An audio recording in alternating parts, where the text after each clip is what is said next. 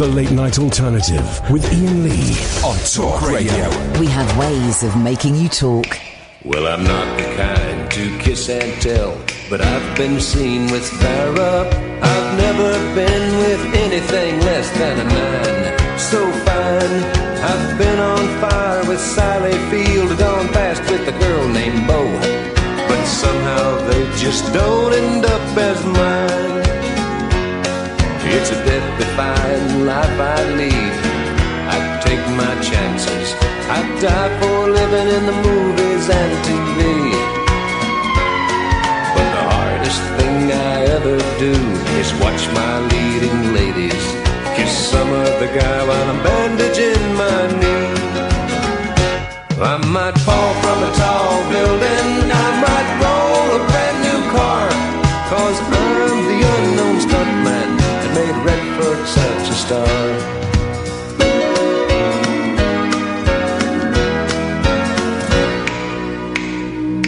I've never spent much time in school, but I taught ladies plenty. It's true, I hire my body out for pay. Hey, hey, I've gotten burned over Cheryl Teague's, blown up for Raquel Welch. But when I wind up in the hay, it's only hay. Hey, hey, I might jump an open drawbridge or Tarzan from a vine, 'cause I'm the unknown stuntman that makes Eastwood look so fine. There we go. That's, oh, stick it up your bum. Alan, are you still in Blackpool? Yes, I am, and the illuminations are on. Who turned the Blackpool illuminations on, please? Diversity. I thought they... Yeah, they turned them on with the help of a new Star Trek captain. I thought they got big stars to do it. Yeah, well, Diversity are big stars. Well, but they won Britain's Got Talent. About 10 years ago, I'm going to say. 9 years, actually. Oh, but in that case, they've got another year to go, and I'm glad that they are milking it. We've helped out from Jason Isaacs. Who? Jason Isaacs. Oh, Jason Isaacs, you say? Yeah, he's playing a new Star Trek captain on a new Netflix programme called Star Trek Discovery. Wowzers, that's something else for me not to watch. Well, it's another look now with a Star Trek franchise. Yes, well, it's another nail in the coffin of Gene Roddenberry. Live long and prosper, Ian. Yeah, well, he prospered, but unfortunately his life was cut short by death. Well, so was Leonard Nimoy. Well, yep, I suppose so. Well, are you having fun, Alan? Yeah, I'll be back in Birmingham on Monday. Birmingham, you better clean up the mess. Alan's coming back. We're going to phone up Bangladesh. Bangladesh. What's the dialing code for Bangladesh? Oh, I don't know. I've never phoned Bangladesh. Well, you've got a computer in front of you. Right. I'm allowed to Google in this case, am I? Well, yes, in this case. All right, OK, let me tell you. I still don't know where I am on the Google or lack of. Good evening, dear listener. Thank you to George Galloway, as always, every Friday from 7 o'clock. This is the Late Night Alternative. Coming up, hang on 1 second, can I just say, coming up tonight, you will get to hear, after 11 o'clock, we're going to play the interview with Jeremy Vine, and I think you're going to love it, because you'll get to hear this. I shat myself in my wagon. That's coming up later on in the show, guys. You'll be hearing that. It really is. It's an exclusive. It's an exclusive. What's the number for Bangladesh? +880. 880. Some of you, if you follow me on Twitter or Facebook, you will have noticed I put a video and I pretend they were my children. They're not my children. They're 3 young Bangladeshi guys that we found on the website Fiverr. More on Fiverr later. That's not really that important right now, but I do want to talk about it later because it's my new jam. And basically, for it's under £5. They will make videos for you, and I got them to make some videos. Now I posted one. They sent me. Should we get the other one? Let me play the audio of the other one. I mean, they follow a similar theme, if I remember. They've definitely got a style. They have got a style. So let's have. This is the. Hang on. This is the second one. Oh, very noisy in the office today. This is the second one they sent. And I'll post a video of this later. Here we go. This is 2 young lads in Bangladesh. Iain Lee on Talk Radio.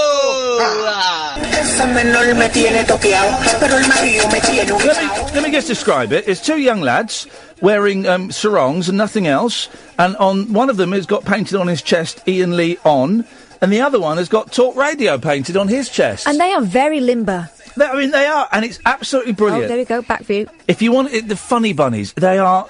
Oh, look, there's text on there as well, look. I wonder if they say anything at the end. They just dance. They don't need to say anything. Their bodies do the talking. Absolutely flipping hilarious. I've spent about 30 quid on them, just getting them to do all kinds of stuff. So we're going to phone them up. I've persuaded them that they might want to come on the radio show, but I know that he's having... I've got so many windows open here. Let me close that. Right, here we go. So we've done that.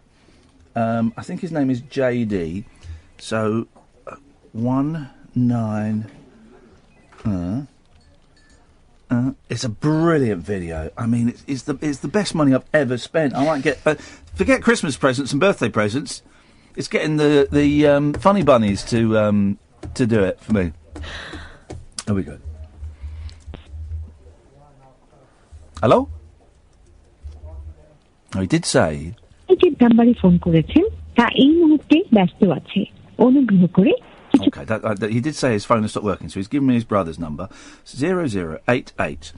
Let's try his brother's number 9. I'm assuming I dropped the 0 on here. Yeah. Okay. 03. 8. Let's try this one. Let's try this, guys. Dial failed, not found. What's the code? 0088? 008... 880. 00880. Yeah. Ah, thank you. 1. 228. So let's have a little... Let's see if we get this. Ringing Bangladesh. নাম্বারে সংযোগ প্রদান করা সম্ভব হচ্ছে না অনুগ্রহ করে কিছুক্ষণ পর আবার চেষ্টা করুন ধন্যবাদ. Does anyone speak? The number you Bangladeshi. She was about to do it in English. Oh, all right. She was about to say, yeah, we know what the message is. You've dialed a wrong number. That's what the message is. It might have been more helpful, didn't it? Well, I'm doing... ডায়ালকৃত নাম্বারে সংযোগ প্রদান করা সম্ভব হচ্ছে না অনুগ্রহ করে কিছুক্ষণ পর আবার চেষ্টা করুন ধন্যবাদ. The number you are calling cannot be reached. Please try again later. Thank you. Well, so maybe he switched his phone off. It is 3 o'clock in the morning over there. Right. He did say he'd be up. Let's speak to Philip in South Norwood while we're waiting. Good morning, Philip. Good evening, Philip. Good afternoon. Yes. Ian, you were talking about the Blackpool illumination, so I thought I'll go and have a check and see who actually has done it over the years, and there's some really interesting people. Are they more interesting than Diversity and some bloke I've never heard of? Absolutely. Going way back to 1950, a famous radio personality was Wilfred Pickles. Have you heard of Wilfred Pickles? I've not heard of Wilfred Pickles, no. He used to host a radio show. It was the first show involving the public. You know, it was called Have a Go, and he used to go round places and chat to people. Have a go? Yes. Have a go at what? Being on the radio? Yes, have a go at quizzes, and his wife used to... have a go at quizzes? And a person who later switched on the illuminations used to play the piano. Oh. Violet Ina Sharples Carlson. Oh, a penis? Yes, she was. He played the piano. Violet Carson, who played Ina Sharples. And who played her grandson in Coronation Street for 5 points? David Jones. Thank you very much indeed. Yes, who did Peter Noon play in Coronation Street? Because Peter Noon, from what I understand, Peter Noon was the son of Len Fairclough. Okie dokie, there we go. Because later on there was another singer in it called Walter Potts, played by Chris Sanford, who is now, I believe, or was, the king of the voiceovers. Well, what do you mean? Well, hang on a minute. I'm the king of the voiceovers. Well, yeah, no, but he was in every single advert that seemed to be on television. It was Chris Sanford's voice who did it. Yeah, so he was one of it. Anyway, moving on, 53. Yes. Hang on a minute. We're not doing the last 60 or 70... No, I've been selective, Ian, I don't know that. Well... George Formby. Yes. With his ukulele. Turned out nice again, Mother. At 59, and there was an interesting radio programme made out of that next person. I wonder. Jane Mansfield. Oh, cheeky. She came over here, and they did a programme on the BBC where they showed what happened because she went round touring the clubs. She did. I heard that. I've heard that programme. You heard it's great, isn't it? Yeah, she went and did like tours of working men's clubs and stuff. Yes. Yeah, like a little cabaret. It's a really great thing. Hey, I tell you what, we heard the thing. Radio 4 Extra, right, is great because they play some terrible old comedies, but they play some cracking old documentaries, and usually they're old documentaries from the early 2000s. But I was listening to this thing on the way home the other night, and I pulled over and I stopped my engine and I texted Catherine and then I pulled over and stopped my engine and checked and I my said, phone. You've got to switch on 4 Extra because I don't know what it is, but I've never heard anything like it. And it turned out it was a documentary about a village school in Devon or Cornwall in 1948. And do you know what I was thinking as I was listening to it, Philip? Yes. They're all dead. Yeah, everyone in there is probably dead now. Ghosts. Well, maybe, not necessarily. Well. But anyway, moving on. Yes. 66. Not the leaps between years. Well, I'm picking that you told me you wanted. I can give it a whole lot, but no. What I'm saying is the leaps between years are not big enough for me. This will still take us up to 11 o'clock. No. I'm going. You got some. Ken Dodd did it in 66. He's still doing it now. Yeah, how can I am, Mrs. Yes.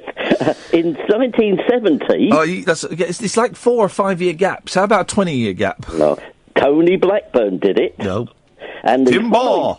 Have you ever heard his record, Don't Get Off That Train? Yeah, of course I have. We used to play it. Good song. 71. That's one year. You've just gone to the next year. Oh, God, Neil, stop playing about. No, you Philip, listen, there's only so many of these I can take, man. Well, I mean, anyway, 71, you're going to love this. If I don't love it, you're off. They had a group of men who are still famous today, all went up and switched the lights on.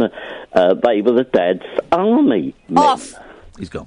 I hate Dad's Army. So do I. I hate it. Oh, it's classic comedy. No, it's not. Don't get it. And funnily enough, mentioning 4 Extra, they've been playing some of the Dad's Army on there. It's just awful. Don't tell him, Pike. It was never funny. Oh, it's great comedy, Dad. No, it's not. It is awful. Philip, thank you for that, but I did feel like we were living it in real time. 0344 499 1000 is the telephone number if you want to give us a call. Lots to talk about this evening. This is the late night alternative. For those asking, Mr. Tony Hughes, my Twitter tag on Twitter is at Iain Lee, IAINLEE. This is Talk Radio. The late night alternative with Iain Lee on Talk Radio. We'll get you talking. 0344 499 1000 is the telephone number if you want to give us a call. Catherine and I have had a fantastic evening. We went to the Soho Theatre to see Tim Heidecker and... Oh, hang on a minute. I know what that is. That's my... Hang on. That's like... Listen to that. Yeah. It's the past. I don't know how to stop it. Has that stopped it? I don't think tonight's show is going to be a classic. Yeah, I'm confused by that now. Yeah, it was that. I don't think tonight's show is going to be a classic. We went to see Tim Heidecker and Neil Hamburger at the Soho Theatre. Tickets I bought for, they weren't blagged or anything. I actually paid money for those tickets. And it was funny. Oh, man. It was stand-up. I don't really like stand-up, but it wasn't conventional stand-up. It was fun. It was funny. Unfortunately, we can't repeat any of the jokes, really. Well, not Neil Hamburger's set. The couple in front of us, they laughed at Tim Heidecker. They didn't laugh at Neil Hamburger. And I understand. I mean, he's the only comparison I can think of is Jerry Sadowitz, who is brilliant. But I've seen people get up and walk out of Jerry's shows 3 minutes in, because it's just so... And Neil Hamburger did some pretty... oh, well, OK, we can do one of the jokes, right? And the jokes are never funny when someone else doesn't, but here's a joke. And he does it in the style of a sort of old-time comedian. Why don't the members of the Eagles masturbate at the same time anymore? Well, it's because music fans have moved on and they prefer electronic music. And it's just... that is the only joke out of a 45-minute set that we can do. He did a massive riff about Kiss, Gene Simmons and Kiss, a massive thing about Paul McCartney. The last 5 minutes, well, it was just so funny. I mean, and different. When was the last time? I mean, I don't go and see comedy anymore because I don't really like stand-up comedy. But both of them, but Neil in particular, when was the last time you saw something that different, that unusual? Yeah. And people were howling, and some people were sat there stony-faced in absolute silence. And what was great as well, at the end, he was selling merchandise. And I wanted to buy a CD. They'd sold out of CDs. They only had records and cassettes. Tapes. Actual tapes. He had tapes. tapes made up. It was incredible. We didn't buy it, so he lost out on a sale. But it was great. And Tim Heidecker from Tim and Eric and from the show Decker, which I just think is a masterpiece. I mean, he didn't say anything for the first 7 minutes, and the room was in hysterics. Graham Linehan was there. Did you see him? Yeah. Holding court. It always disappoints me when someone famous comes in the room, because it means I'm suddenly the second most famous person in the room. It just does. It just bugs me. I mean anyone famous. You know, if the kid from Diversity came in, I'd be the second. You know, if flipping. Name someone who's not very famous. Because Steve Brookstein. The joke is that I would still be Steve Brookstein. Well, that's a bit harsh. Why? That's not. Don't be mean. What? Me. I'm saying someone who's less famous than the kid from Diversity, because he's still quite a big star. He's still doing the Blackpool Lights. How about? Let's do it as a phone in. 0344 499 1000. Let's workshop this gag, because maybe I should get back in the stand-up. And the gag relies on someone being less famous than Diversity. Yeah, so... A bit more famous than you. The joke is, I hate it when someone famous walks into the room. It means I'm the second most famous person there. Jeremy Spake. Spake. That works. Brendan from Coach Trip. Well, he is quite famous, though. So what you need to do, dear listener, we're going to workshop this Les gag. Dennis? We've got 40 minutes. He's very famous. He's been on Coronation Street. Yeah. 0344 499 1000. This is lots of phone-ins for you tonight. It's a phone-in show, so we've got phone-in topics. Thinking of going back into stand-up comedy. I'm inspired by seeing those guys tonight. So you can help me with the gag. Someone less famous than me that can walk into the room and I'll still be the second most famous. They need to be more famous than you then, right? No, they need to be less famous. Oh, that's the joke. Self-deprecation. Right, okay, got you. It's self-deprecation, or as I said for the first 25 years of my life, it's self-depreciation. It's self-deprecation. That's what people like. People warm to you if you say, oh, I'm rubbish. Howard from the Halifax. I remember once, on Trisha, they used to do wishes. Do you remember that? Trisha? Yeah. I don't remember the Wisher. Well, do you remember Trisha? Yeah, but I don't remember the Wishes. They used to do wishes. Well, do wishes. All those programmes, Trisha and Vanessa and Carl, they do boring shows where they get wishes. Well, I know that Kyle does wishes of, I wish to know who my father is. No, they do wishes of, they get I wish to be clean. You're talking quite a lot this evening, and it's interrupting the flow of thoughts that I've got. I need to focus tonight. It's been a very, very powerful day in my life. Now you're not talking, which is great. That's it. I've got it. We've got it. We've got the balance right. I can work with this. Sorry, mate. There we go, and that was it. And if you saw that on Twitter, that was spontaneous. She just did it, and it was annoying. And now I've completely lost my train of thought. Because of you. Completely lost my train of thought. Trisha's wishes. Oh, all these programmes, they do wishes, for kids with who are dying and stuff. I've got a wish to go to Disneyland. Or I've got a wish to meet, It's always Miami, innit? And they had a woman on. A woman. Yeah, I do want a reference number, but could you be a little bit quieter, please, guys? Thank you. These people in the background are annoying me. The trim phones. The wish was to meet... some of them were to, meet Paul McCartney or something. I don't know. But then one woman came out and she said, well, you got a wish, haven't you? She said, the wish is to meet Howard from the Halifax ads. And Tricia said, well, I'm very sorry, we've not been able to do that. And she turns to the camera and she says, Howard, if you're watching this, would you please come on the show? And then he walked through the door. Extra. So he Did he do the dance or? No. But he's a strange, here we go. This is the phone in tonight. By the way, between 11 and 12, there'll be no phone calls because it's all Jeremy Vine, or primarily Vine. So if you're chomping at the bit now, I know. Then now is the time to call in. I don't think tonight's show is going to be a classic. It's not got the hallmarks of a classic, in as much as we have no phone calls and it's not been funny so far. So those to me are real signifiers of a show being a classic. Calls and humour. Neither of those things are happening. But tonight. those two aside, there's still hope. Very little hope tonight. Again, I've forgotten the train of thought. The wishes. Oh, yeah, famous people. Oh, it doesn't work now, because I was going to say famous people that are just nobodies. Well, but that's every famous person now. There are everybody who is famous, pretty much, is a nobody. You know, the Towie people. Stavros Flatley. Yeah, exactly. All of those people. It's because of BGT. Yeah. What, the injection you get when you're at school? Yeah. That'll be it. It's not going to be a classic show tonight, guys. If you're recording this, I'd save your C90s. I really would. I'm pausing because I'm waiting for Paul from Stoke Poges to get called back. Do you know what I mean? That's the level of show we've got tonight. I'm waiting for Paul from Stoke Poges to be put through. Right, Paul? Hello. I tell you why, because tonight is not a classic night, Paul. It's got to be. Last week, I did 2 of the best opening 30 minutes I've ever done in my broadcasting career, right? Yes, I agree, because I was listening. Right, and tonight is what is the worst opening 30 minutes of my broadcasting career. Okay, am I included then? Yeah, well, we've reached your level of dullness. Okay, you said you want to go back into stand-up comedy. Yeah, I'm really considering it, Paul, yeah. Okay, you used to do hypnotism as well, didn't you? That's right, Paul, yep. Okay, is that comedy and all?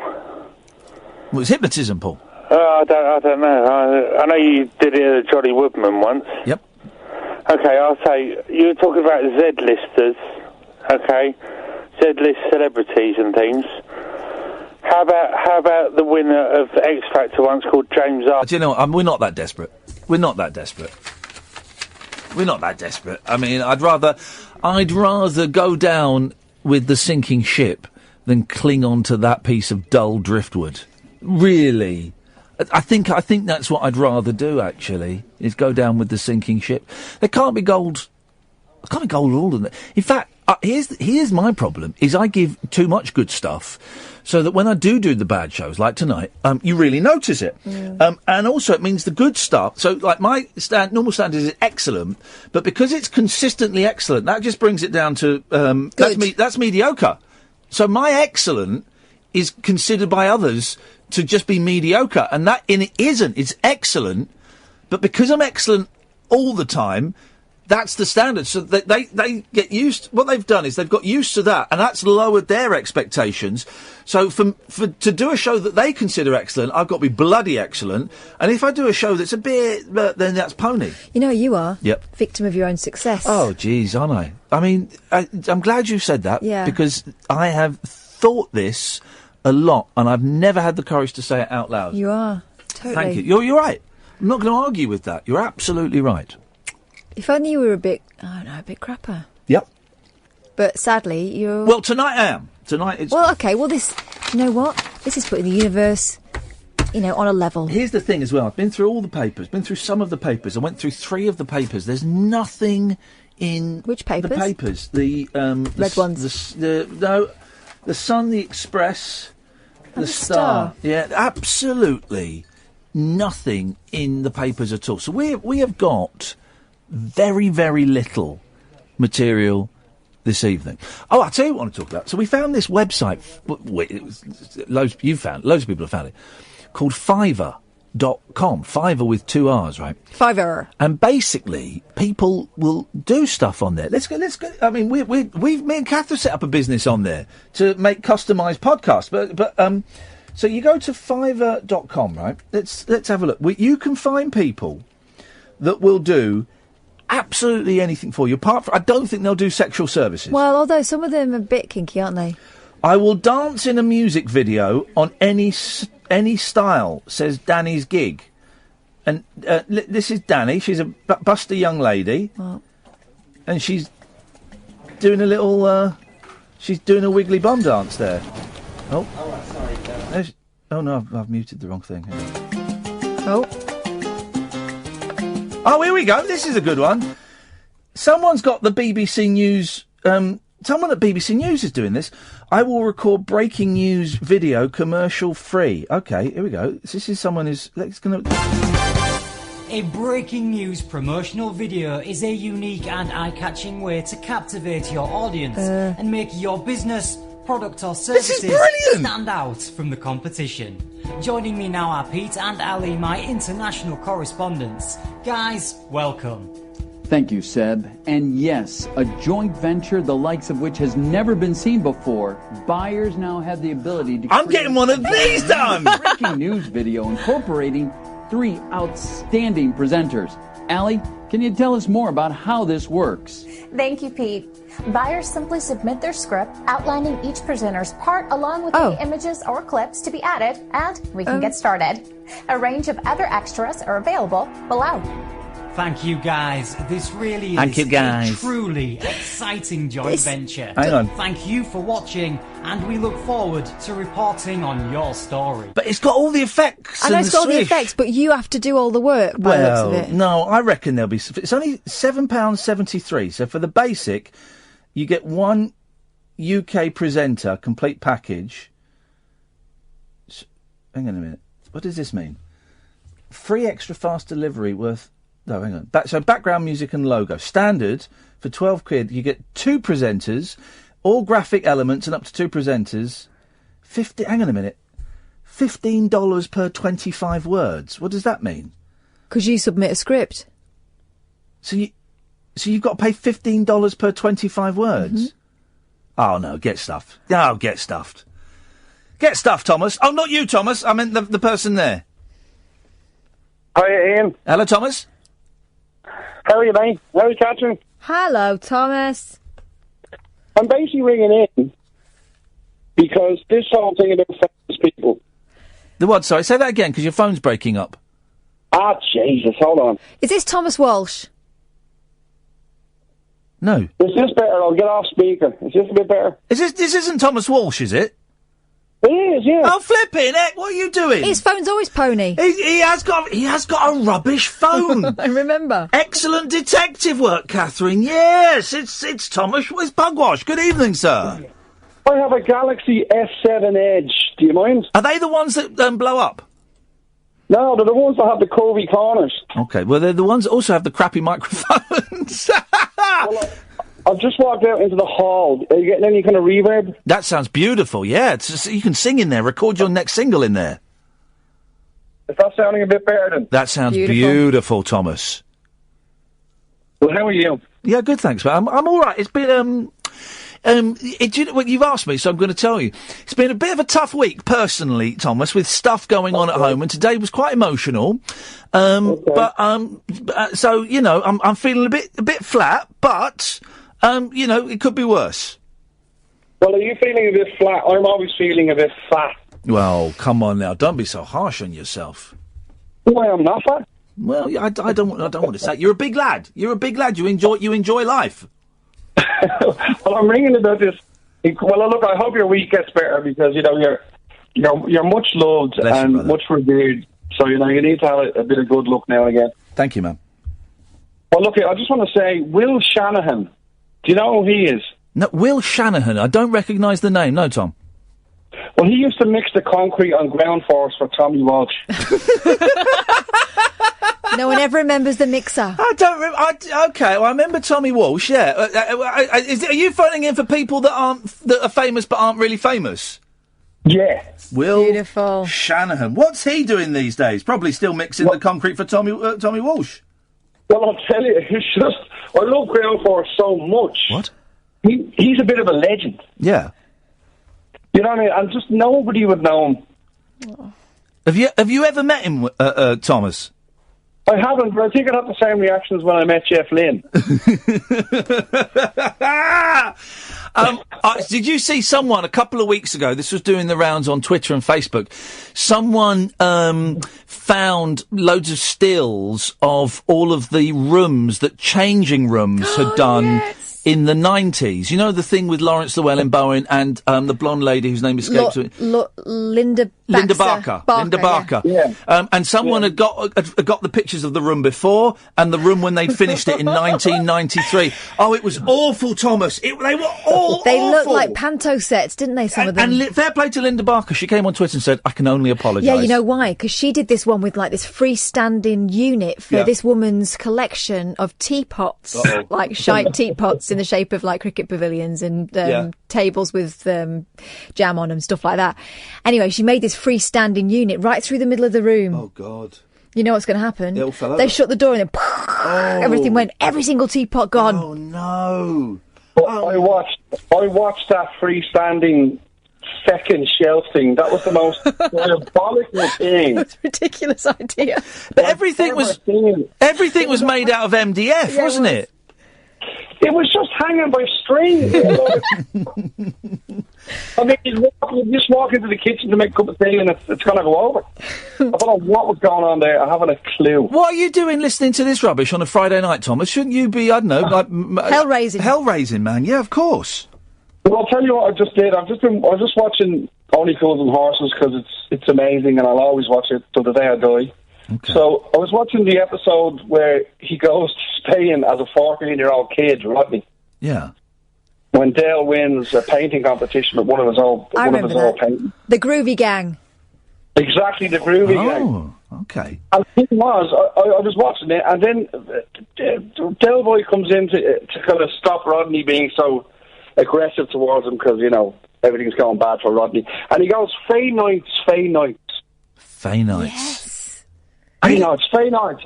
You didn't know what Fay Nights was the other day, No, Catherine. I didn't. I think it might be a southern thing. It's a World War II thing, I think. Is it? Yeah, Fay Nights.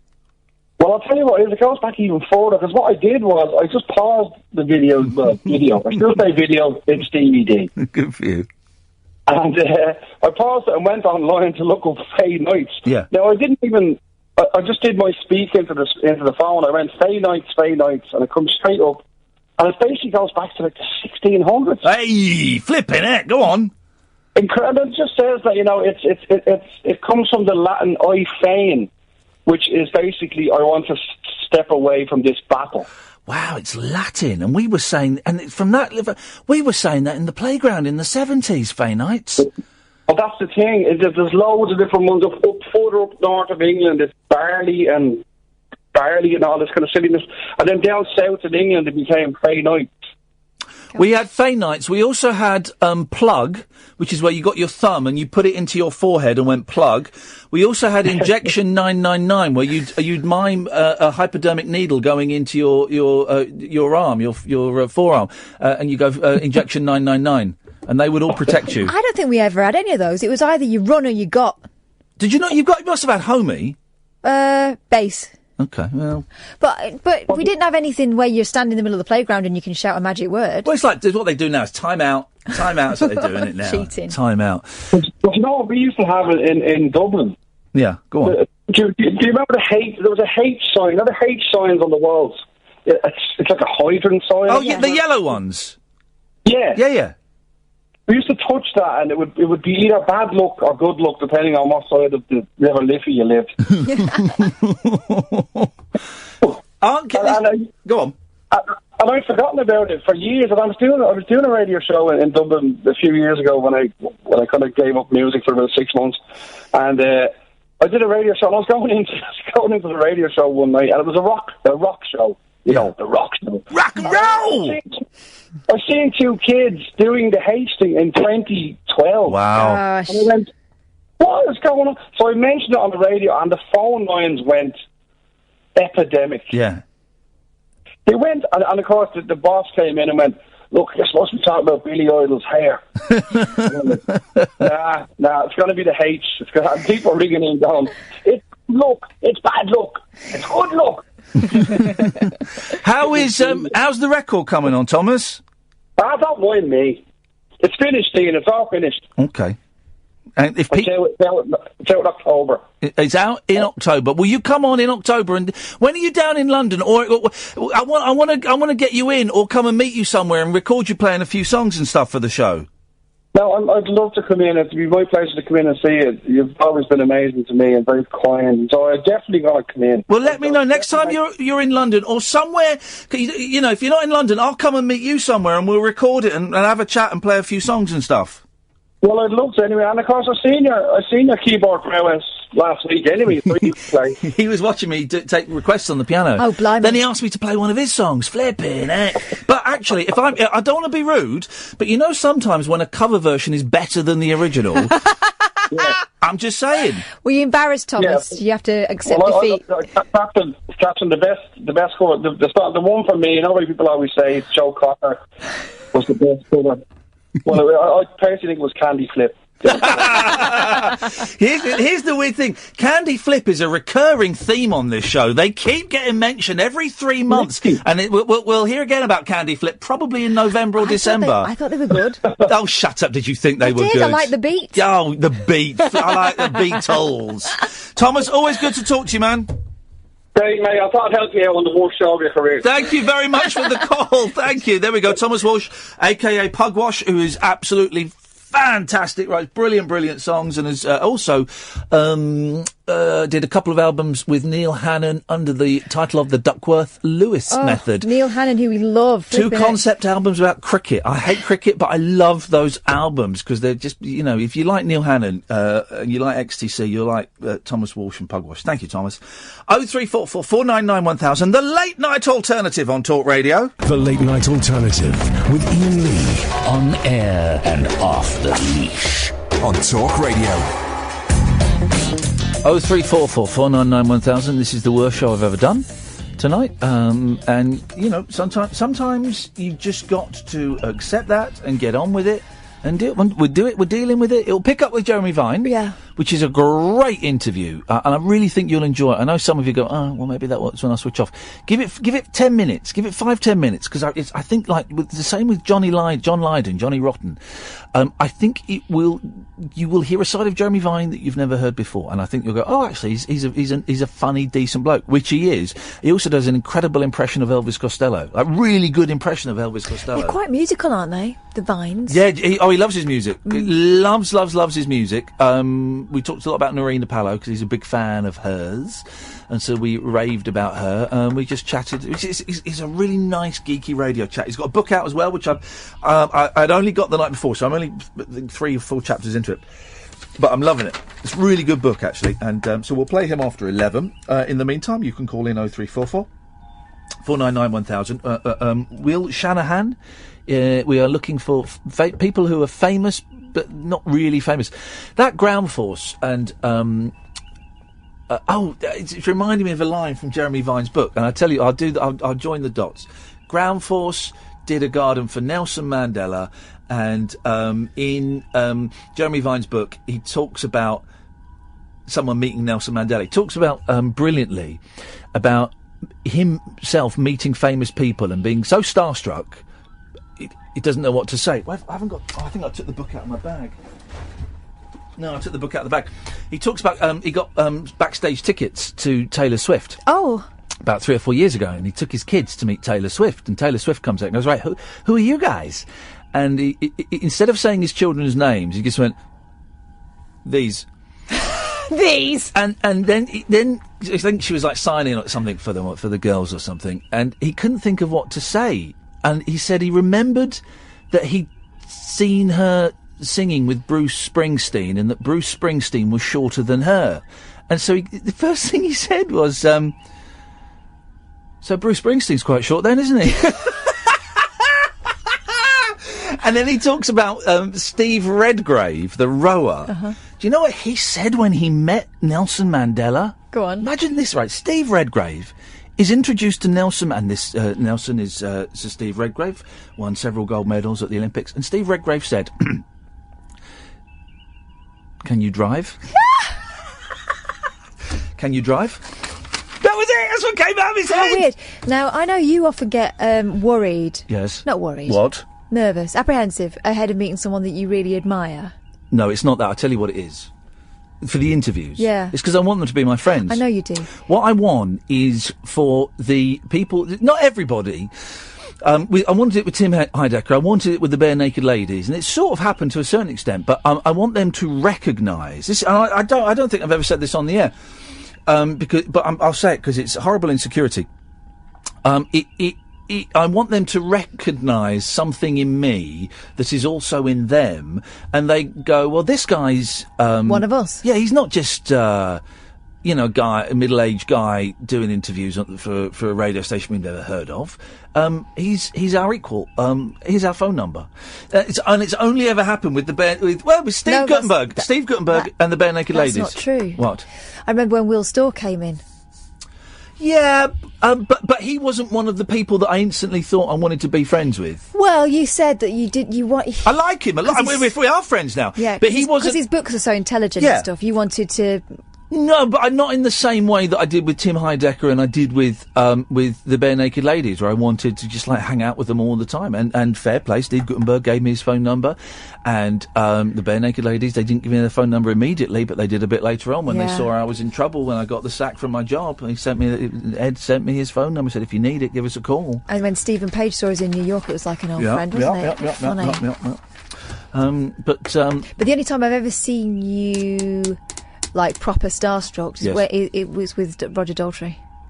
Oh yeah, and that was lovely. It just came out, didn't it? I really like your music with The Who. So I said to Roger Daltrey backstage at awards, and I was feeling cocky because I'd won an award, and he was about to go out on stage to present the next award, and I just thought, flipping, it's Roger Daltrey, and I was full of myself a bit, and I went, "Hello, Roger, I just want to say I really love your music with The Who." That was the sentence. I really love your music with The Who. Yeah, and I saw 15-year-old Iain. Oh, God, Roger. I mean, it's Roger Daltrey. I mean, you've got to. You've got to. It's like if I saw Paul McCartney out, and apparently you see him walking around Soho quite a bit. If I saw Paul McCartney, I'd have to go, "All right, mate, thanks." I'd have to say something, because it's Paul McCartney. I know. I really like your music with the Beatles. I'd have to...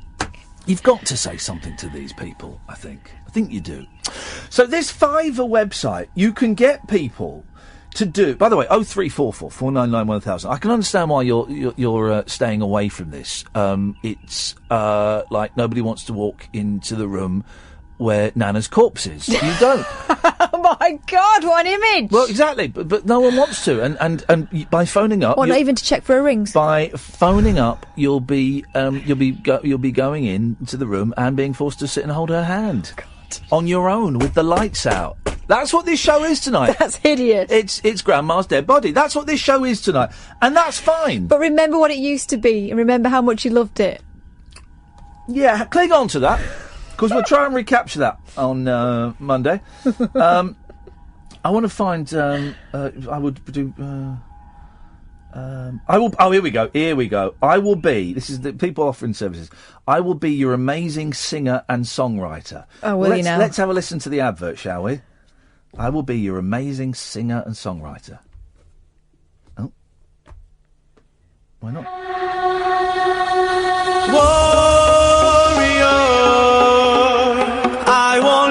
Let you cut my dreams. I have felt the ache taking the rest of life. Can't you see I don't give up the fight? No, no, no, no, you can't touch me now. Breathe in and breathe out. Find the reason you're hanging on. Breathe in and breathe out. You're saying breeding? You overcame the blur and the smoke. The satellite, dancing till we die. You're the light that illuminates my sky. From the satellite where we used to hide. This guy's amazing. I want a song. How much for a song? £3.86. Hang on a minute. That's cheaper, half the price. Last year I was able to write and sing 300 songs for a music producer from Australia, and one of the songs ended up at Victoria Theodore, the pianist of Beyonce. Mm-hmm. No. My name is Hentu George. I'm a singer, songwriter and producer. Basically, I can take your words and add melody to it, or can take your melody and add lyrics to it. He's just Nigel from Maidstone, this fella. Yeah. Thanks. On top of that, I can even make you a cool instrumental that'll go with your vibe. Pretty amazing. For $5, I will write an amazing song for you up to 30 seconds. Well, songs aren't 30 seconds. No. I will write and sing a song for you. I'm so tempted just to click on it. Should we get a song for the show? Yeah, okay, we could do with a theme, couldn't we? Yeah, let's get a song for the show. All right. Let's not mention Nana's corpse in it, though. No, so full lyrics. Oh, hang on a minute. I will write you a full song. Here we go. Suddenly it gets a bit. For an additional 20 seconds, that's another £3.86. No, I don't want that. Commercial use is the use of I don't know what that means. Full lyrics. I will write you a full song for £23.18. I will sing a song. I just want basic song jingle. No, it looks. I don't know.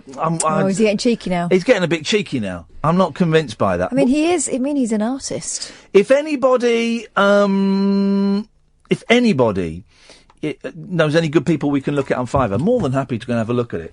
I see David Badcock has put himself on there. Oh, has he now? He'll record videos for you. Why would you want David Badcock to record a video for you? I don't understand it. Undo that retweet from Emma Carrington-Gray, please. Why? It's saying how great I am. Unretweet that, because that's at the top of my... Yep. I mean, I get so few. Unretweet that. It shows a real lack of dignity. Don't care. Good evening, Neil. What up? How you doing? Yeah, you know. I shouldn't ask that question, should you? You get the truth. You can't handle the truth. No, indeed. How you doing? Anyway, I thought, because you talk about Fiverr. Yes. I was talking to you about it last night. Oh, this is Neil. This is 8-Bit Neil. Yeah, because I'd looked at it ages and ages ago, and I'd completely forgotten about it.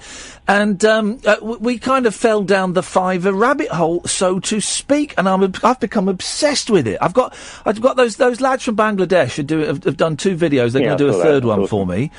I'm obsessed with it, Neil. It's difficult. I use it at work, and I just get stuck in. I find myself a category, and I'm just stuck in it for hours and hours. Mm-hmm. Oh, that's not true. Minutes.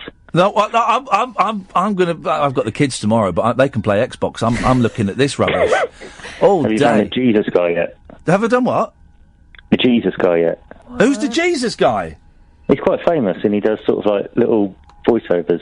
What do you mean? Little intros. You can get. It's like the other guys. You can get him to say anything you want, and he just does a little intro for you. There's one. I will pray. Right, I've just typed in Jesus.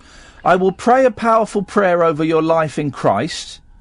I will give you a message from Jesus now. I will have Oh, here we go. I will have Jesus say anything you want in an HD video. That one. Probably. It's a bloke dressed up as Jesus. Yeah. And Hello, mortals.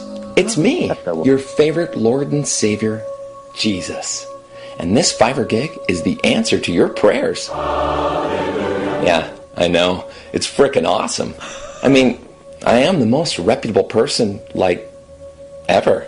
So, there's that. And who doesn't enjoy some fresh, direct farm-to-table Jesus? Wowzers, that's brilliant! Probably offended, two of our listeners, but they don't listen anyway. That's cool. Well, maybe there's just so much. There's so much to choose from. It's a buffet of bullshine. So, what else have you bought? Just those Bangladeshi boys. That's all I bought so far. Me and Catherine are now on there doing. That sounds terrible. Sorry? You bought some Bangladeshi boys. Yeah, no, not the lads doing the things. I've actually bought some. They're getting shipped over next week. Me and Catherine are on there doing customised pods. We've had orders. We've had a handful of orders. We made customised pods. You have to be careful what you order, though. Did you know that guy PewDiePie? Oh yeah. Go on. He did. So he got done for because he went and got some people to hold up signs saying "I love Nazis" and got done for being. I thought he got done doing something, and I'm just saying it to report the facts. Calling for all groups, all people of a certain religious faith, not the Muslim ones. All Jews must die is what he got. Really? He got printed up or something. Yeah, that was it. Yeah. Which is obviously thoroughly abhorrent and would not be encouraged at all. Well, I'm glad he got in trouble for that. Good, serves him right for being a Nazi and an idiot. Well, he's an idiot. Yeah, I mean, he wasn't. He's not a Nazi. He was trying to put it to see what stupid things they put up there. Right. Well, but it just doesn't come across that way. No, I know. I'm not really that familiar with PewDiePie, but I've got a friend who's a bit obsessed with him, and he's like on YouTube, isn't he? And plays video games and stuff. Yeah, he's not for our generation. He's definitely for the younger generation. Well, my mate who likes him is older than me, you know, and he's obsessed with him. He keeps telling me PewDiePie's latest misdemeanors. It's very strange. Ah, well, I don't know. Well, I'm going to have a proper look at it over the weekend, and we'll see what we can find. But yeah, we're selling podcasts on. It's brilliant. We're going to be millionaires. I mean, we've got to sell about 1 million of them to become millionaires. But flipping it, we'll have a go at it. But at what point does it get annoying for you when you've just got to constantly do these things? Mate, if people are prepared to put American money into my pocket, then I'm happy to. I'm happy to use my art. I mean, we'll bark like dogs for 5 minutes if that's what they want. Don't say that. Oh dear! Don't say that, because that's what we're going to get. There is a category for that in there. Man alive. Well, Neil, thank you for putting us on there. I hope you've listened back to yourself on the rabbit hole and found that you came across as charming and delightful. I cringed inside because I was in the car. I was on the way to B&Q and I just randomly got a call. These things happen. Well, if we randomly call you next week, you could win a free pair of tickets to any of our shows throughout the country. Boom. Nice one. Thank you, Neil. Thanks for calling, man. All right. Take care. Bye-bye. The show is sans vibe this evening. I do know why. My soul is empty. My soul is empty and the cupboard is bare. Who was that? Mother Hubbard. Oh, Mother Hubbard went to the cupboard to get a dog a bone. There was nothing about her soul, though. No, but when she got there, the cupboard was bare, so the poor doggy had none. Well, how does that whole Mother Hubbard go on? Well, Mother Hubbard went to the cupboard to give a poor doggy a bone. We'll have to find it after this. Got there. Talk Radio. There's a bloke on here who'll teach you the chords to Rocky Raccoon for £3.70, or someone will answer a Beatles question. That reminds me, I've got to get back to Mark Lewison. He emailed me 3 days ago to say he's going to come on the show, and I need to sort that out. Coming up, we'll have a very frank chat with Jeremy Vine. Across the UK, online and on DAB. Take a far-out trip into the twilight zone of late-night radio with Iain Unmissable late-night radio with the original king of unconventional conversation. Make contact with Iain Lee. The Late Night Alternative with Iain Lee on Talk Radio. Well, 0344 499 1000 is the telephone number. It's probably the worst show we've ever done. They can't always be good. You expect gold every time. Jeremy Vine's coming up shortly. You'll get to hear it. He's written a book, and it comes out next Thursday. And it's brilliant. It's really, really good. I've been wanting to get him on the show for ages, but I didn't really have an in, and we don't normally go for people that are selling books, but it just seemed the perfect opportunity. So I went and met him yesterday, and we had a lovely chat, and we talked about the book, and we talked about radio, and we talked about all kinds of things. We spoke a lot about Elvis Costello. He schooled me in the art of Costello. Can you imagine such a thing? What are we talking about in the meantime? You can call in for the next 10 minutes or so. I need to have out times, and I see Sam has got his calculator out and his ruler and his protractor, and he's doing maths. And that's what we like. If you want a career in radio, forget all the technical stuff. Anyone could do that. You've got to be good at maths. That's what you need it for, dear listener.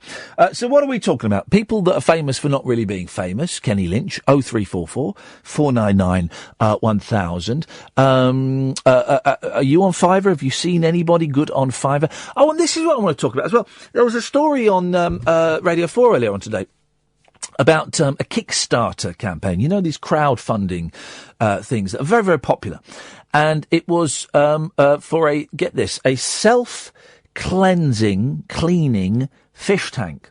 And loads of people signed up and donated or paid about £100,000. And they were supposed to get these self-cleaning fish tanks in 2015, and they still haven't got these self-cleaning fish tanks. And the woman came on and said, well, it turns out making self-cleaning fish tanks are bloody hard. Have you got the instructions? He's going to tell you when you need to hit the ads. Okie dokie. So she came on, and people going, yeah, but we want our self-cleaning fish tanks, or we want our money back. She said, well, it turns out making self-cleaning fish tanks is actually a very, very hard thing to do. And it got me thinking, I I have done a couple of Kickstarter. I have put money into a Kickstarter. It was when they were making a video game, Elite Dangerous, which I've since never played. I think that might be the only one. I've done, what is GoFundMe? No, what? No, I've done, Pledge. I'd pledged for Imani Coppola's, new album. So I gave a pledge there. I think I've pledged a book that my friend Andrew Hickey wrote. I think I pledged. Oh, and I gave some money. That's it. I gave some money Kickstart for the Frank Sybottom documentary that still hasn't seen the light of day because the bloke making it, Steve, is well, the last I heard, the last edit was it was 11 hours long. So could you get that phone, please, Sam? It was 11 hours long. So he's going to struggle with that. I'll tell you that. I think it's down to about 4 hours now, but I'm just thinking, put that out. Put out the 11-hour version. I'd do that in a day. Listen, Frank fans will get that. I would do that in a day. I like Kickstarters. I like crowdfunding. I like Patreon. I like, well, part of me likes the fact that, anybody can do anything nowadays. Part of me feels bad that, that people can't make money out of releasing records anymore. Because people used to make money. Even bands that didn't sell millions of albums, bands that sold, 20,000 albums would still make a few quid out of it. And they don't anymore. And everyone's got to do it themselves, which is kind of cool. It's the punk thing and it's the indie thing and all of that. But I miss the security of being with a major record label. That's what I'm trying to say. Good evening, Nick. Hello. Hello, Nick. What you got for us, man? I've got February. Yes? February. Yes? Say it. Sorry? Say it. What do you mean? Say it. Say what? Valentine's Day. What is it? When is it? Hang on a minute. I'm confused. What is this dial a month? No, I'm just asking you, when is Valentine's Day? I can't remember. It's early in the year, isn't it? What's after January? The rest of the year. What's before March? Oh, God, I don't know. Misery and debt from Christmas. Spell it for me. F. E. B. R. U. A. R. Y. I don't know. You tell me. What's that? I don't know. You tell me. Don't tell me, man. Tell me. What are you talking about, man? I'm saying... Yes? Come on, say it. It. Say the month, second month of the year. I don't know what... to whom... I'm not... Of which year? Of any year. On this planet? Of this planet. I haven't got my diary in front of me. Come on, just say it, man. I want to go to sleep. I haven't got my calendar. What's after January? Is this a trick question? It's a trick question. It's a trick question. So what's after January? Well, January Jones, of course, was an actress in the television series Mad Men. So I'm going to say Don Draper. No, you're wrong. Was Don Draper after January Jones? Sometimes. Yeah, I thought so. I'm right, Nick. You're not going to say it, are you? No, I've said it. It's Don Draper. Oh, man, why would you say it? It's Don Draper. Man, I'm going to get my son for you. Sorry? To say I don't want him. I don't want your son. I've got two of my own. That's more than enough. He just woke up because I'm shouting, say it. Yes. Edward, come on here. You can hear me. Come on. Okay. Hello? Tell this gentleman on the phone to say the month after January. What's the month after January? How old is your son, Nick? How old are you? 6. Can I speak to him? Put the phone to him. Hello? Hello? Can you say for me, boss, the plane? Which plane? There we go. You know your father is wanted by the police? No. Yes. He is a criminal. I suggest that you hang up, you lock yourself in your room with the telephone, and you call the police and have him arrested. I don't know.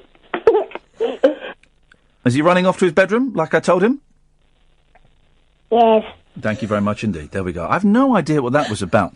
Right, we can try... this should work now. We're going to speak to JD in Bangladesh. He's told me... He's just messaged me to say he's on. Here we go. Here we go. This is promising. It's about... Well, it's 4:10 in the morning over Well, there. it would have been earlier if he'd picked up. Yeah.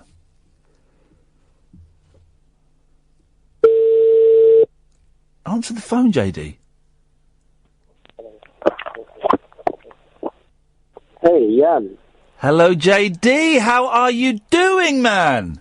I am fine now. What you are doing? Where were you an hour ago? Wow. We called and your phone was off. I'm very excited. You sound it. Hey, man, can I say, we love Funny Buddies and we love your videos. They are the funniest thing. Wow, same to you. How long... We'll find out how good his English is. My Bangladeshi is terrible. How long have you been doing them? Wow. Hello? Hello? Have you been making these videos for a long time? Yeah. Yeah, good. How many videos have you made? 100. 100?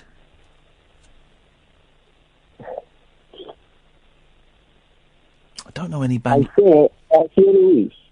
Okay, that's good. Did you hear that, Catherine? Good. Okay, well, I did, but I'm going to keep it to myself. And the other people in the videos, are they your friends or your brothers?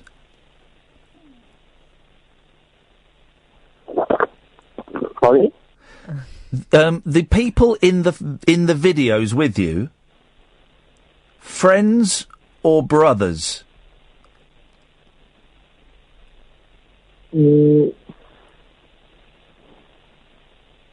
Does anybody there speak English?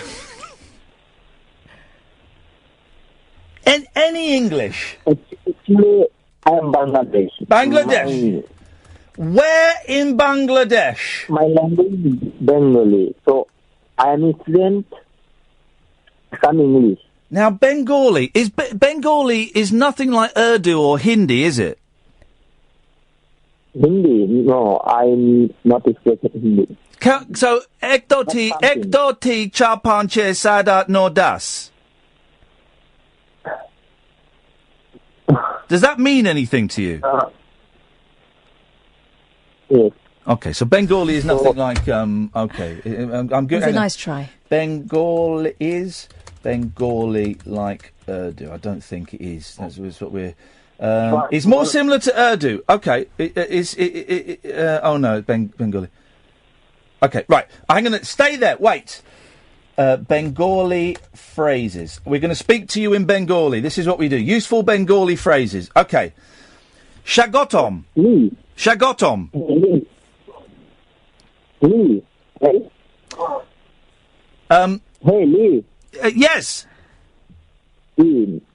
You want more another video? I want many. Hang on. Ami balo achi. It will be birthday, Ish. Tor nam ki? Wow. You know Bangla? Tor nam ki? Wow, our name JD. Yes, it's his name. I'm asking what his name is. Okay, right.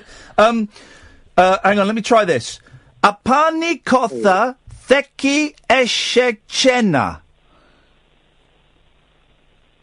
Wow. Do you know Bangla? Do you know Bhangra? Bangla music? Bangla music? Yes, of course I know Bangla music. Of course I know Bangla music. I love Bangla Bangla music. We all love Bangla music. Well, thank you very much. Thank you so much. Here we go. Hang on. Here we go. Hang on. Oh, here we go. Hang on. Why can't we hear anything? Hang on a minute. Here we go. I want a Bangla song. Oh, it's not working. This is I told you this show is a car crash tonight. Hang on. Shubho Shonda. Yes. Wow. তুমি বাংলা জানো কিভাবে?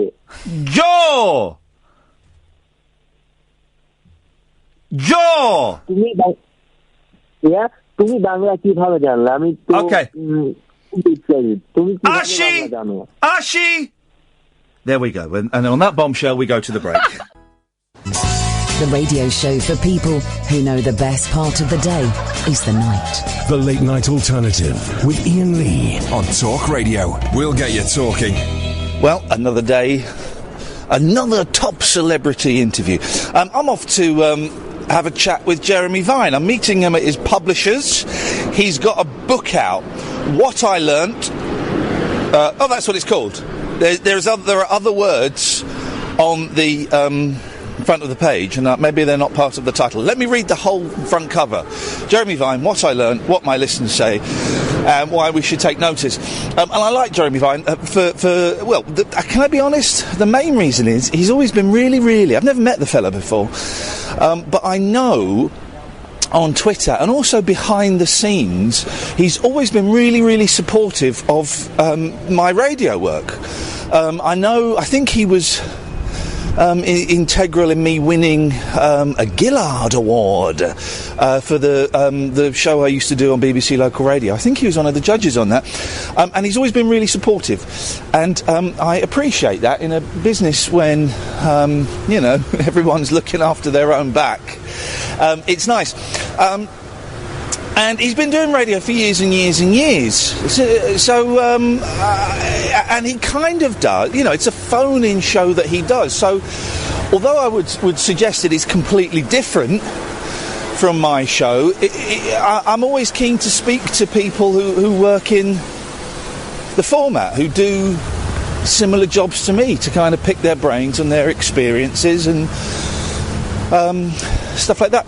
I've not read the whole book, if I'm honest. I've only read a couple of chapters because I didn't get sent it until last night. But if I'm honest, and you know me, guys, if a book isn't any good, I'm not going to recommend it. I like to be honest with you. Don't buy the Carmine Apiece book. It's funny. This Jeremy Vine book is very, very funny. A lot funnier than I was expecting it to be. So, beautiful sunny day. I arrived in work really early because I was going to park at work and then take a leisurely walk through London to get to the publishers. And it turns out the publishers is only 7 minutes away from the Talk Radio studios. So, off we go. Okay, right. So why don't I move really close? Come close. So it's nice to meet you at last. We've not met, have we? I feel we have. But I feel I'm very conscious of your work, which is a good. I'm not just saying that. I'm not conscious of many people's work. So there we are. You've always been very supportive. Let's get this out of the way. You've always been very supportive of me, and it is appreciated. And so thank you. There we go. We're done. It's a total pleasure. We will talk about the book. I've only got it last night, so I'm only a bit through it. I'm going to say something that sounds rude. I'm surprised at how funny it is. I was expecting it to be a little drier. Well, it might only be the first chapter that's funny. All the jokes are front-loaded. It's very funny. That's kind of you. I do think but somebody once said that humour is the shortest route between two people, and I think that probably most of the stuff you remember because it made you laugh rather than cry. But there are some quite serious things that are coming. I'm wondering, should I tell you which chapters to skip? Do you just need laughter? I'm a fan of all the emotions these days now, but tell me, which ones should I avoid if I want giggles? All right, well, if you just want to giggle, then don't read the central premise of the book, which is that we're now in the age of iPower, which is where your world is created around you, and everything is basically about your own experience, and you don't listen to experts anymore. You simply are are in the world that you've created for yourself. So I saw just today, for example, that the website Snopes, which debunks things that aren't true, is having to put out a whole page saying President Obama was not president during Hurricane Katrina. I've seen this, yes. So there are some people who want to believe that he was, and therefore for them he was. We had a thing the other day where we were talking about the murder rate going down, and a listener rang, said that can't be true. There was a murder near my village only 2 years ago. So people are creating their own reality, partly facilitated by technology, and partly just facilitated by, I guess, an idea that the authorities that we used to listen to for a long time, the experts and so on, have just collapsed. We both do phone-in shows, and I mean, they're slightly different, but I'm getting a lot of calls recently to a station that's owned by Rupert Murdoch, Talk Radio, complaining about the mainstream media, the MSM. It should be MM because mainstream's on words, which annoys me. Are you getting some of that as well? I know your show's slightly different, but are you getting some of that? I get it more to my personal Twitter, Facebook and all that, saying you are MSM, and I think to myself, gosh, I thought I was a punk, you know, because I really like Joy Division, so now I'm MSM. That's if that's true, that's a terrible journey. I do think what's the alternative to these big media monoliths? Because actually, once you go out into Twitter and you just pick up on this tweet and that tweet, and you listen to these little sort of burps of information in space, you find yourself getting misled so quickly that I find myself strangely, I hate to say this, it makes me sound so old, but I find myself longing for information that comes from a trusted source. Yes. And the thing that I've realised is that trust is something that's very, very precious, and you can lose it very, very quickly. And I think, actually, I know that people want to create new channels of information. I think that's brilliant, but I sort of want to believe that, you know, if I open the Times, let's say, that it's true, and that if it's not, they're going to be in trouble, and there's a sanction there. And I know it's very old-fashioned, but I think that does work, because I noticed that BuzzFeed and Huffington Post operate a little bit under those old rules, because once or twice they've made a cock-up, and they've taken it really seriously, and they've had to put out an apology.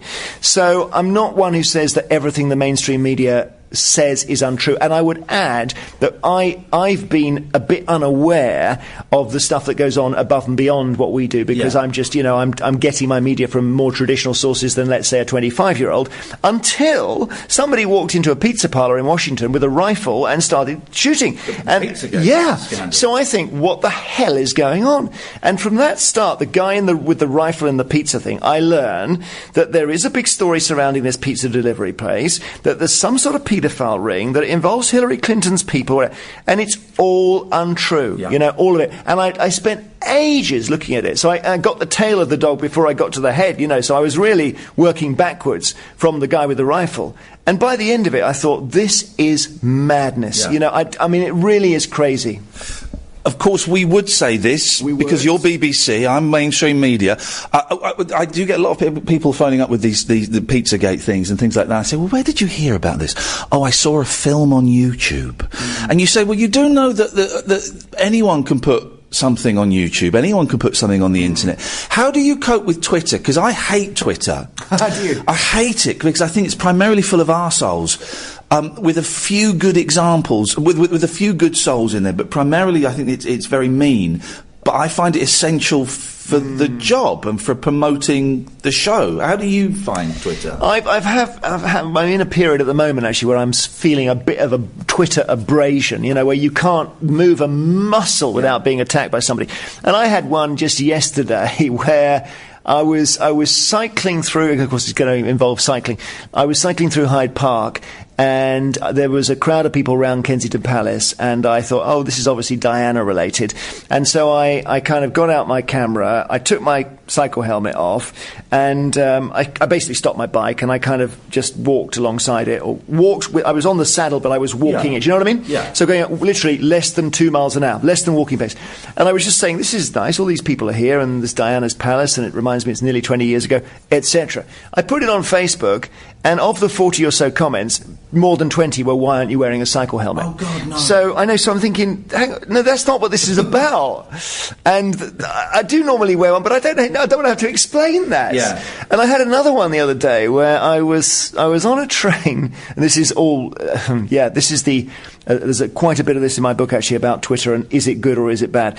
And I was on a train, and it was from Exeter to London, and I'm happy to spend the journey in silence, and I was on a quiet carriage, and then the lady next to me started to chat, and she was truly lovely, and we chatted, we're about the same age, and, we talked about our lives. So I get off the train, I look on Twitter, this guy says, great journey, until Jeremy Vine starts talking in a really loud voice in a quiet carriage, which I didn't, I wasn't that loud, but I thought, gosh, that's why you don't need Twitter. Isn't it? Have you ever had anyone do the sneaky photo of you, where I've just seen Jeremy Vine on the Underground, and they've done a pic? I've had that before.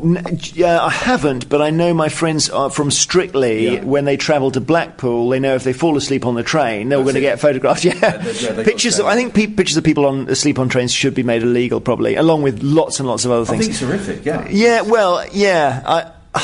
I know.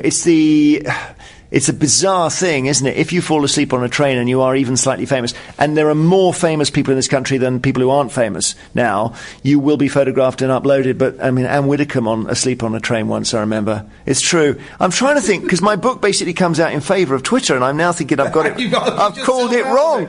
But I was quoting Paxman, who went on Twitter, and he uploaded 3 tweets. One of them said, I don't know why people use umbrellas. The other one said, I've never seen the point of bath plugs. And that was 3 tweets in 8 years. Wow. And he said there's no point. He said what you said, it's full of arseholes. To which the answer is, it has got the Queen and the Dalai Lama and the so-called science Kardashians, and the guy who's the expert in prime numbers and space, and Tim We hear mean people louder than we hear nice people, I think. I think we do if they direct it at us. Yeah, that's true. 2002 you started doing the show on Radio 2. Basically Christmas 2002 was I was off Newsnight preparing for Radio 2, so it was it's the 6th of Jan 2003. Because I grew up listening to Jimmy Young on the radiogram, with him talking about the price of vegetables and things like that. And so I was surprised when I read in there that it's been 15 years, because you feel like, still to me, the new boy. And, how do you feel? 15 years is a long time to be doing the same gig. Yeah, so where are we? We're 2017, I started in 2003. So yes, is it 14? I can't remember. I think the reason I mentioned the 14 is that I got at some point a few months ago to 14 and a half years, and I thought I've now done exactly half the time that Jimmy Young did. He did 29 years. And that's why Jimmy's so lodged in your brain. Yes. And Jimmy Young, for goodness sake, he had a Pink Floyd song done about him, where they talk about him in the background to one of their songs. That is absolute showbiz royalty. And the guy died recently, so that gave us all cause to think about it. Yeah. But it's the best job in the radio, I think. Why do you like it so much? The passion obviously comes through when one listens to it. Why do you enjoy it so much? That's very kind. I enjoy it because it's the combination of music, which I love, and I think they were surprised when they took me on that I was interested in music, because they just thought this guy's from Newsnight, so he's going to really struggle with playing records. Yes. The opposite. I thought, oh joy, I can play Thunder Road, I can play Elvis Costello, I can play sort of an album track from Elvis from Armed Forces, and then it's the news as well, and I think it's nice to interview the Prime Minister in a slightly different way than you do on Newsnight. And I also feel, not to knock the great Newsnight, but the model of broadcasting, which was the top-down model, the analogue model, which again is in my book here, actually, funny enough, which is where you get 6 or 7 clever people in a room and they decide what the news is, and then they tell you, the lucky audience, oh, Kate's bringing us water. Oh, thank you. Thank you. Oh, nice. It's Kate from the publisher. Brilliant. That old model, I think, is broken somewhat now, because people, they are much less surprisable. They're not just sitting in front of their TVs waiting for one show to tell them what's going on. The kind of people who watch high-end shows like Newsnight are all over Twitter, so they know everything. So our show, and yours as well, are much more about, okay, we haven't got a clue what's going on, you tell us. Yes. And there's something joyous about that. Now, funny enough, Jimmy Young didn't take a single phone call in all his years. He interviewed people who were in the news, and it was a brilliant format. So the calls and the comments are a bit of a development, but they're obviously not very revolutionary. And the reason I like for me, phone-in radio is where it's at. It's what I always listened to as a weird kid. I never really got music radio because I like hearing arguments. I really love hearing arguments. And the joy for me of doing a phone-in show is you can go in with your ideas and the themes you want to talk about. But the caller, and you do mention this in the book, the Witch's Post, the caller can just take you off on a completely different tangent. In an environment that is normally very, very safe and controlled, you're inviting an element of randomness in by inviting people off the street to phone.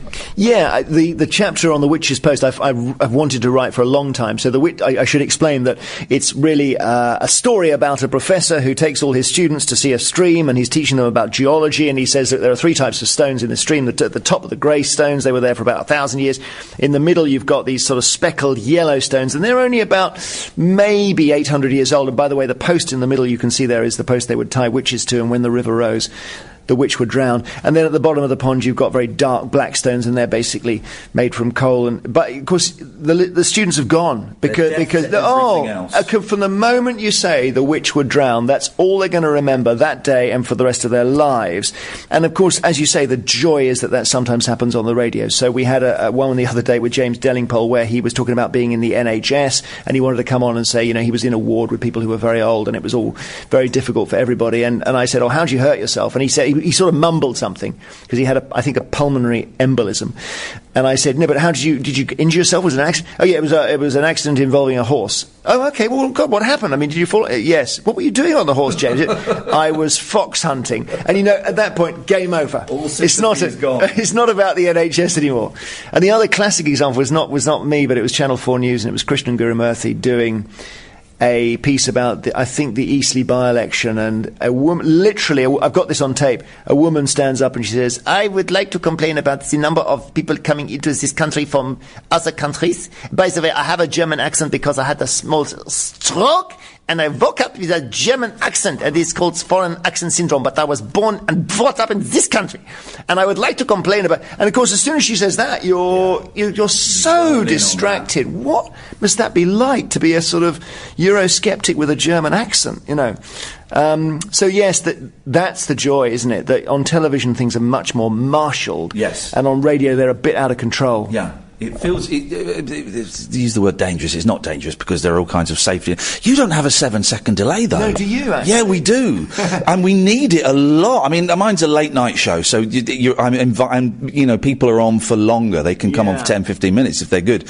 And we are inviting, people who are, let's be honest, drunk or stoned, generally, is kind of the callers, or people on the fringes of society. So I can't imagine, although saying that, when I was at BBC Three Counties, we didn't have a delay button, but I was hovering over that fader constantly. Have you ever been caught out? We had somebody saying, I think I could say this on your show, I shat myself in my wagon. I mean, He was talking about celiac disease, so I think that was fair enough, Yes. We've had 1 or 2 hoaxes, which I also write about.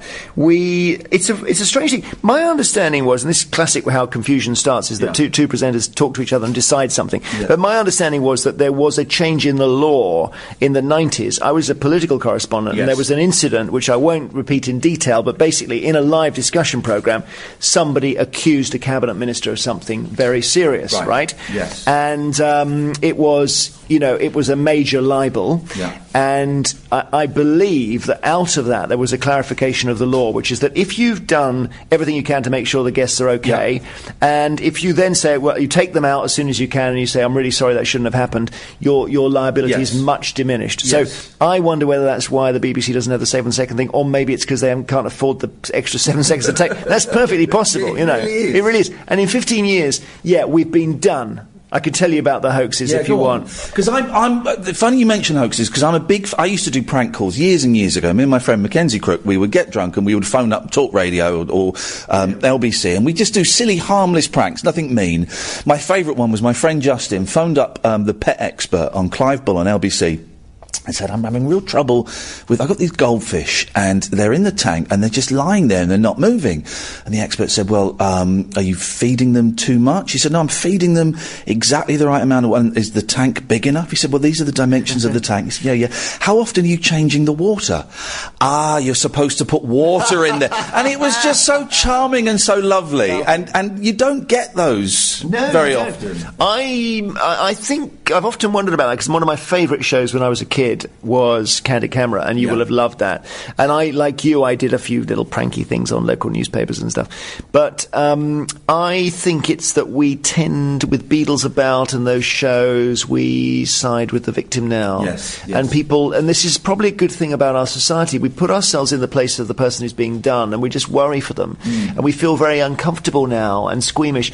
And that's partly we don't just accept that television gets everything right, or whatever. So, yeah, it's those... There's a guy called Steve Penk who used to do pranks quite recently. I'm talking more about callers phoning in doing pranks on you, as opposed to us phoning out. Because I did all that stuff with the 11 o'clock show, and I look back at that. I think, A, a lot of it's quite mean, and B, I haven't got the balls to do that stuff anymore, winding people up anymore. I think it can go wrong. There are a lot of very stressed people around who... But the thing that happened to us was, about 10 years ago, we were doing an item on compulsive thieving, kleptomania, and a guy rang up who said that he had his coat stolen, and as a result of that he decided he didn't go to the police. He thought the best thing to do is steal somebody else's coat, and he then got into a cycle of coat stealing where he was going around pubs and stealing 1 or 2 a week. And he said, now 5 years later, I've got 2 lockups and I've got about 70 to 80 coats in them, and they've all got, I've never looked in the wallets, I've never looked in the pockets, but they've all got bags on them. They're all very well. I look at them, I keep hoping that one day I'll steal my own coat back, but I want, except the chances of that. But he said, I basically want to start returning them, and I need advice and I need help. And we were so taken with this guy, we then booked a proper item with him. And we did, because he was only on for 5 minutes the first time. And we did a proper half hour with him telling his story and all that. And the police actually, funny enough, seemed not to take an interest, which confused me slightly. So we parked that, we think of it as a, great story, job done. About a year later, we do a thing on infestation in your house of pests, and a guy rings up and he's got bats in his loft which have flown in through a hole from a nearby barn. He's brought students in to look at them. There are 5,000. He's been told by the bat protection lead he can't shoo them because it would be a £5,000 fine for every single one. So he has to live with the bats in his attic, and his wife has left, and he's had to seal it with a kind of a metal grill and all that. And a house is falling down and it's creaking, and he's worried about him, he's losing his life in there, etc. Amazing story. Then there was another one. So that guy was on, and I remember that vividly, and we called him Batman. And then there was just a comment I read out a few weeks later. It was about welfare scroungers, or so, whatever the phrase was. And somebody said he was looking after a man who was in his home and was deaf, dumb, blind, unable to move, doubly incontinent, didn't sleep, and he had to look after him 24/7 and do all the sort of obvious, awful, caring duties with this person. But he said then he was on holiday, and he was in Spain on the beach, and he was sunbathing, and this guy came towards him on a jet ski and greeted him, and it was the same man, right? So in other words, the whole thing had been put on, and the editor was off that day, and I said to him, that was the most amazing story, did you hear? He said, yeah, do you know what, I heard it, and I thought it wasn't true. I was actually thought that guy, I don't know. So I said, oh, well, that's interesting. Let's look him up. So we looked at his phone number, and we thought, we wonder if he's called us before, and it was Batman and it was Coat Man. It was all the same guy. And what I think he was suffering from a bit of second album syndrome there, because I think the Coats was genius. Yeah. The Bats was a little bit more desperate, but although still genius. Yes. The welfare thing, no. Yeah. And at some point he lost his, and this was 10 years ago. Yeah. So that's a 7-second delay wouldn't have helped. No. That's those are harmless. There's nothing mean in there. It's wasting time. Painful for us, I think. The book is what my listeners say and why we should take notice. And you raise a really interesting thing that you can get experts on for all kinds of things.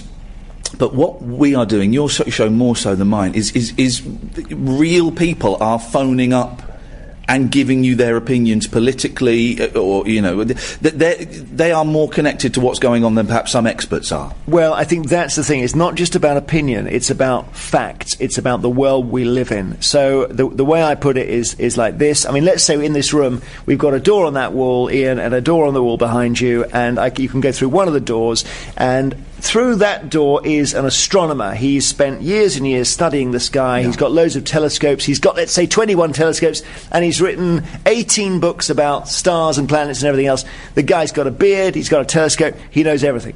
Through this door behind you, we've got an astronaut. And all this person has done is he's walked on the moon. He's walked on the moon once, and he can tell you what it feels like, what it smells like. Probably not what it smells like, what it sounds like. He can tell you about walking on the moon. Which door do you go through? And to me, it's obvious you've got to go and see the astronaut. I mean, if you choose the astronomer, your kids will never forgive you for a start, because they're not interested in that guy. And we're much more interested now in the people who've done it. We're not interested in the people who've just looked at it. So if I'm talking about the moon, I want to speak to an astronaut. If I'm talking about Lyme disease, I want to speak to someone who's got it. We had an item the other day, and the choice was, we're doing psychopathy. We're going to talk about psychopaths. Do we speak to a professor of psychology, or do we speak to a psychopath? It's a total no-brainer. Yeah, of course. But for years and years, we've had the astronomers on. Yeah. Because the astronomers have told us, look, they basically know. And they've got a very good argument, the astronomers, which is that they say, look, the astronaut has walked on the moon, but he didn't even know which planet he was on. He hasn't got a clue about any of the planets at all, and he didn't even know he was on the moon. So why would you talk to him? And the answer now to that, I think, is, look, there have been a succession of experts who've been absolutely diabolical. For example, Roy Meadow, the paediatrician who invented an absolutely ridiculous theory. Was he the MMR? Yeah, no, he was the guy who said 3 cot deaths is murder. Oh, okay. And innocent mums went to jail, including Sally Clark, who subsequently died. Wow. And he got some weird correlation of the chances of a cot death is 1 in 8,000, so 3 must be 8,000 times 8, whatever. He just got all the sums wrong, and people actually went to jail. Or you could say, there was the Brexit. The Bank of England just recently said they had a Michael Fish moment with Brexit. They made a load of predictions, they weren't right. And it's not I'm saying we should disregard experts. I'm just saying that an expert in ladders is someone who's fallen off one. For me, good radio is stories, and you're right, it's getting those people that have experienced it and have lived it and have seen things, and that's what you get from your show, isn't it, is people's stories. It certainly is. I worry a little bit that the stories just simply take everything over. Yeah. And to give you an example, I mean, this is where I feel a bit sorry for the experts. We had a guy on the other day talking about statins. He'd done a massive study of them involving 10,000 patients, so he'd collated lots of studies all over the world. And the question was, are they safe? And his answer was, yes, they are safe. And he came in with his spectacles and his notes, and he gave us an interview. And, you wouldn't have necessarily stayed in the car in a car park to listen, but he had all the facts. The first caller after him was a guy called Brian from Llandudno, who said, my mother took statins, and she immediately got suicidal feelings and lost control of her bowels. And I thought the effect of that is like a truck hitting a bicycle. The poor guy with the survey, and it's about 8 years' work, has been completely wiped out by this first-person account from somebody. And obviously those are the 2 worst symptoms in the world of medicine, but they might not have been caused by the statins. We can't even know. So I worry about the power of the story, but I'm also kind of addicted to it. I've never watched Strictly Come Dancing. I've never seen it. I've seen tiny clips of it, but I've never seen it. Was that not the most terrifying thing in the world? Really? I'll just show you a photo here. Go on. Because this is so. Is this the Yowzers picture? Well, yes, it is. Yes, it is. So this is. This is Karen Clifton, who I was dancing with, and you probably tweet this picture because it really does look. It sums looks up the whole sexual, thing, doesn't it? Well, I was having the best time ever. That's just my first dance, but the thing that you engage with dancers who are the best in the world, and she was the #1 Latin dancer in the world for quite a while, and so.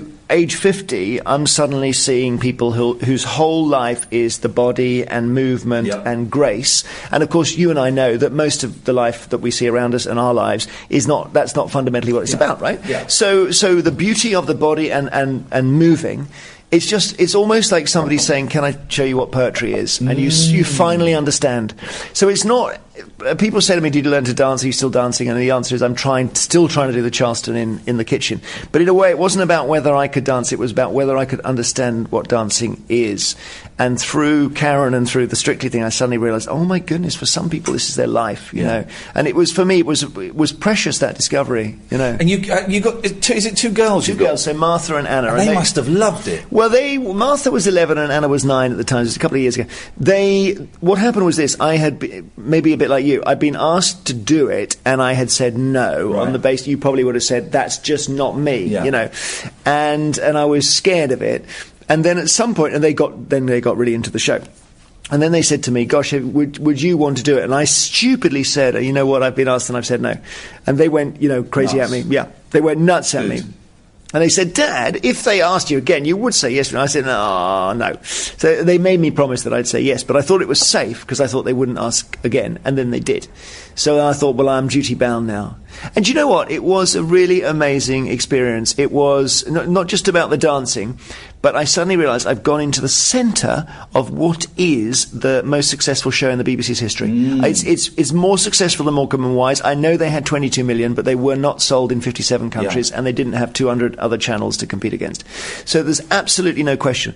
And when you go to the heart of it, you try to, as a broadcast person, you're thinking what makes it. And of course, you can't really find the centre. You just find a lot of good people working well, doing things, whether it's the lights or the makeup or the costume or the production. You can't really find the centre, and also in the end I ended up great friends with Karen, and that's a great thing too. Your career is odd in as much as you've kind of you have the heavy. You're not pigeonholed as much as perhaps other people are. Do you know what I mean? You do the political stuff and the elections and things. You do the light-hearted. I mean, this is light entertainment. The Strictly Come Dancing, with a bit of comedy. That's got to be quite rewarding, hasn't it? To be amorphous in your career.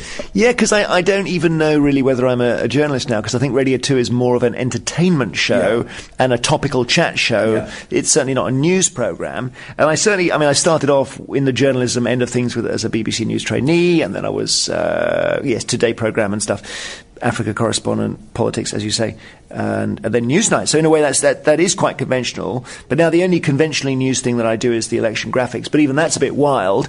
So I can't really pin it down. I guess it is the joy of the Beeb in a way. But also, it suits me. Gosh, there's applause somewhere in the building. That's really weird. There's something going on here, Ian. There's a conference next door. It suits me in a beautiful way, because I just think that's what life is like. It's not just serious or just silly. And we had a discussion once on my show where there was a news story happening and we weren't covering it. And I said, wait a minute, guys, aren't we a news programme? And they said, no, we don't think we are. So I thought, hang on, we need to sort this out, don't we? What music do you like? I believe you're a fan of Narina Palo, is that right? Yes, I am. Yes, I worked with a cousin of hers and I said, I'm interviewing Jeremy Vine tomorrow. He said, he's a fan of Narina. We had Narina on the show a couple of weeks ago. And she sang for me. She brought a guitar and played. Oh, God, it was incredible. Did she really? She brought a guitar and she said, do you want me to sing a song? I said, yes, but I love her so much. And I said, yes, please. And she sang and I was in tears. It was incredible. Well, she's an absolutely incredible writer. She's amazing. And that album Fires, where it's like a greatest hits album, It's absolutely extraordinary. She has a new album coming out, Stay Lucky, which is brilliant. Okay, well, that's very good to know. She sent it to me. That's excellent. No, I love singer-songwriters. I mean, it's interesting you mentioned Narina Palo, because I think that sort of defines what I want, really, which is I really want the writer to sing me the song. I find I get my attention starts to drift when it's written by somebody else or it's covered, or I don't really see the point of it. And I suppose that's why I love Elvis Costello, because I feel like it's hand delivered, And what he was doing in the late 70s when I was in my teens was singing about things that had not really been sung about, and certainly not in such a literate way. I don't like you walking around with physical jerks, as he sings on his second album. I mean, it's so funny. I interviewed him recently, and I was trying to... Really? Yeah, and every time I interview him, I just embarrass myself, because I just say... I'm quite late to the Elvis Costello party. I've only just kind of started getting into him, because I listened to his audiobook. Have you heard his autobiography? I read it, It's great. The last 5 hours, it could have we didn't need. But up until then, I loved it. So I'm kind of slowly picking my way through his back catalogue. Oh well, brilliant. Let me help. I mean, can I give you a bit of a tip? Yeah, do. So the very first album he didn't have the attractions on, so it's a bit rickety, the music delivery of it. And there's a classic track on it called Alison, which you'll know. Yes. But the second album is the one I think it's the greatest rock album ever, called This Year's Model, and he's so angry on it, and it just starts with this song No Action, where he just goes, I don't want to kiss you, I don't want to touch, and then all the band come in, and it's got there's a song in it called Lipstick Vogue, which is about 5-6 minutes long, and it says you want to throw me away, well I'm not broken, you got a lot to say, well I'm not joking, there are some words they don't allow to be spoken, and the incredible feeling in that. And Night Rally, I would send out for resistance, but there's someone on the signal wire and the corporation logo is flashing on and off in the sky, and I'm thinking, what is he at, some sort of right-wing rally or something? It's really spooky. He does stuff with lyrics nobody's ever done, ever. Oh, he's a poet, definitely. I mean, he fits them, but he also fits them into a song. So on Armed Forces, which is almost like a pop album, his third album, there's a smart young woman in a light blue shirt who comes into my house every night. She takes all the red, yellows, oranges and greens and she turns them into black and white. Wow. And that's a newsreader, and I think that's a great indictment of my profession. So I'm a massive fan. And he's still creating, you know. What next? What next, Jeremy? What are you going to do next? I mean, what's the plan? Just like you know. How many listeners have you got? It's a weekly figure of about 7 million. I'm never sure. It's measured in a funny way with radio. Give me some of those. I've got 60,000. What I could do with 7 million? I bet that's your nightly figure, though. Yes. That's the difference. See, it's apples and pears. This stuff, you know. And the funny thing about Radio 2 is, I feel bad mentioning my station on your station. Please do. I must get you on to talk. You talk about your station on mine. But it's that I suppose when I joined in 2003, my audience was 5.75, and that was Jimmy's audience. And now it's 7.0 or 1 or whatever. And that's the growth of the station. And the reason that's good for you and for me is that that's happened despite the avalanche from the internet. So something's happening here. Well, TV was going to kill radio, and then the internet was going to kill radio. But radio, I love it. You know, I don't really watch telly anymore, but radio is doing really well, which is healthy. I will let you go, because I know you've signed. How many books is it you've signed today? Next to you is all these boxes, and I think it's 250. But during it, my signature gradually, a letter dropped out, and by the end it was just J and E. I love the BBC, even though I left under a cloud, you know, and I'm resentful of that, but I can't even remember what the cloud was, by the way. I won't. No, don't, but you mustn't have. Do you know what? But I still love the BBC. But you have to reframe the cloud. I mean, I don't know what the cloud was, and I promise no one will remember. No. The cock-ups that I've made are so many, and yet if I don't mention them, everyone forgets them. So I've figured the best thing is, I honestly can't remember what cloud. You must forget it. It's new every morning, this stuff. Okay. I promise. But the BBC... The BBC is consistently and constantly under attack. There was the whole thing with the pay. There's you know, I have to read the Daily Mail as part of my job to get stories from it. And every day they come up with just the most tenuous attacks on the BBC. I love the BBC, and when it's gone, I kind of think it will go. When it's gone, everyone's going to miss it, aren't they? It's so strange. I have relatives who are in that class of being really quite tough on the BBC, but at the same time being quite highbrow. And I always think it's really an amazing thing that they get the Proms and Radio 3 and Newsnight and Melvin Bragg, and they get basically £500 worth of TV and radio for their licence fee. But they're the most hostile. Whereas, you know, if the BBC really there's a danger, it's that the people who love Strictly say, wait, why are you broadcasting Radio 3? Why are we paying for that? And at the moment, we haven't gone into that corner, which would be the dangerous bit. But I know we're under attack, and, the whole pay thing brought that out, I suppose. I just think, in the end, it still works, and it's still good value. Yeah, definitely. So I I do worry slightly because one of the things that's really changed, that's so amazing how fast it's moved, is that I sit down with my wife to watch TV and we do not look at live, you know, and you'll do the same. So yes, I have a BBC iPlayer, but then I also have Netflix and Amazon, watching the Americans at the moment, you know, and that is a threat. The days of sitting down and going, there's a programme on at 7 o'clock we all must watch.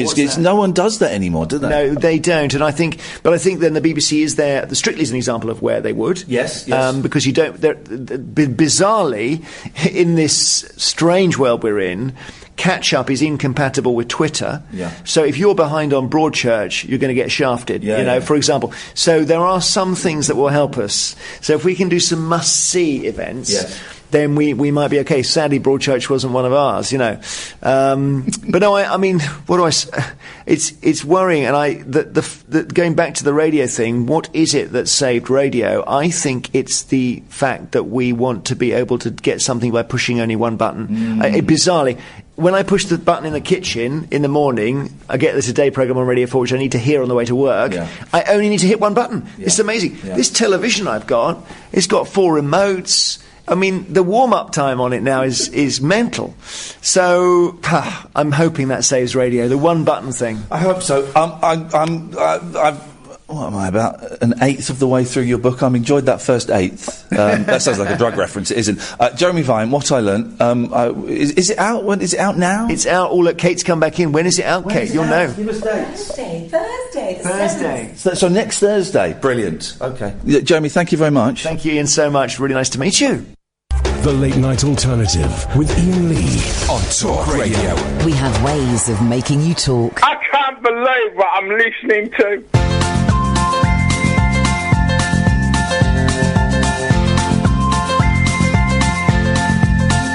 There's a voice that keeps on calling me. Down the road, that's where I'll always be. Every stop I make a new friend. Can't stay for long, just turn around and I'm gone again. Maybe tomorrow I'll wanna settle down. Until tomorrow I'll just keep moving on. Down this road that never seems to end. When new adventure lies just around the bend. So if you wanna join me for a while, just grab your hat, come travel light, that's hobo style. Maybe tomorrow I'll wanna settle down. Until tomorrow, the whole world is my home. So if you wanna join me for a while, just grab your hat, come travel light, that's hobo style. Maybe tomorrow I'll wanna settle down. Until tomorrow, I'll just keep moving on.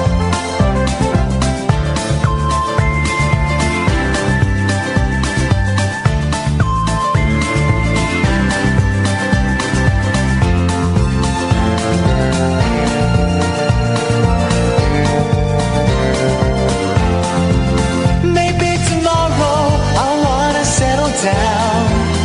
Until tomorrow, I'll just keep moving on. There's a world that's waiting to unfold, a brand new tale no one has ever told. We've journeyed far, but you know it won't be long. We're almost there and we paid our fare with a hobo song. Maybe tomorrow I'll wanna settle down.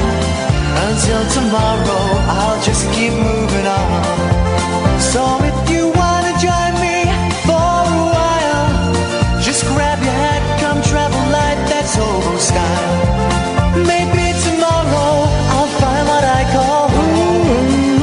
Until tomorrow, you know I'm free to roll. Oh, shut up. This will make you feel sad, guys. I'm keeping my shoes on for the last hour. When have I ever done that? When have I ever kept my shoes on whilst doing a radio show? That's how badly I feel. I mean, the Jeremy Vine interview was great. What a nice man. What a funny man. And he said before the interview, and he meant it. And he meant it. He said to me, Ian, you can ask me absolutely anything. And we all know what he meant by that. He meant the money thing. Right? That's what he meant. He meant I could ask him about that. And I wasn't interested in that. I couldn't care less. And at the end of it, we finished, and he said, "Thank you so much for that. I really enjoyed it. And thank you so much for not asking about my money." And I said, man, that's not what this is. And I couldn't care less what you earn. Good luck to you, you know. Good luck to you, fella. Because, I mean, he's $750,000 or something. So what? So what? I thought it was awful that the BBC had to release those figures. I thought it was awful. I see why they did. No, because they were forced to by a government that wants to close them down. Exactly. That's why they did it. Exactly. They're getting bullied. I thought it was disgusting that they had to reveal those figures. I mean, hopefully it means the gender pay gap will be righted in some way. But I still thought it was a really lousy thing to have to make a company do. Oh yeah, but we pay their wages. I'll get stuffed. Get stuffed. Don't you know how much I earn? I work for the BBC. It's none of your business. None of your business what I take home. Absolutely none of your business. So stick that in your pipe and then shove it up your backside. Lots of people saying they enjoyed the joke. I'm going to take this call straight to air. Hello, line 1. Hello? Hello, you're on the air.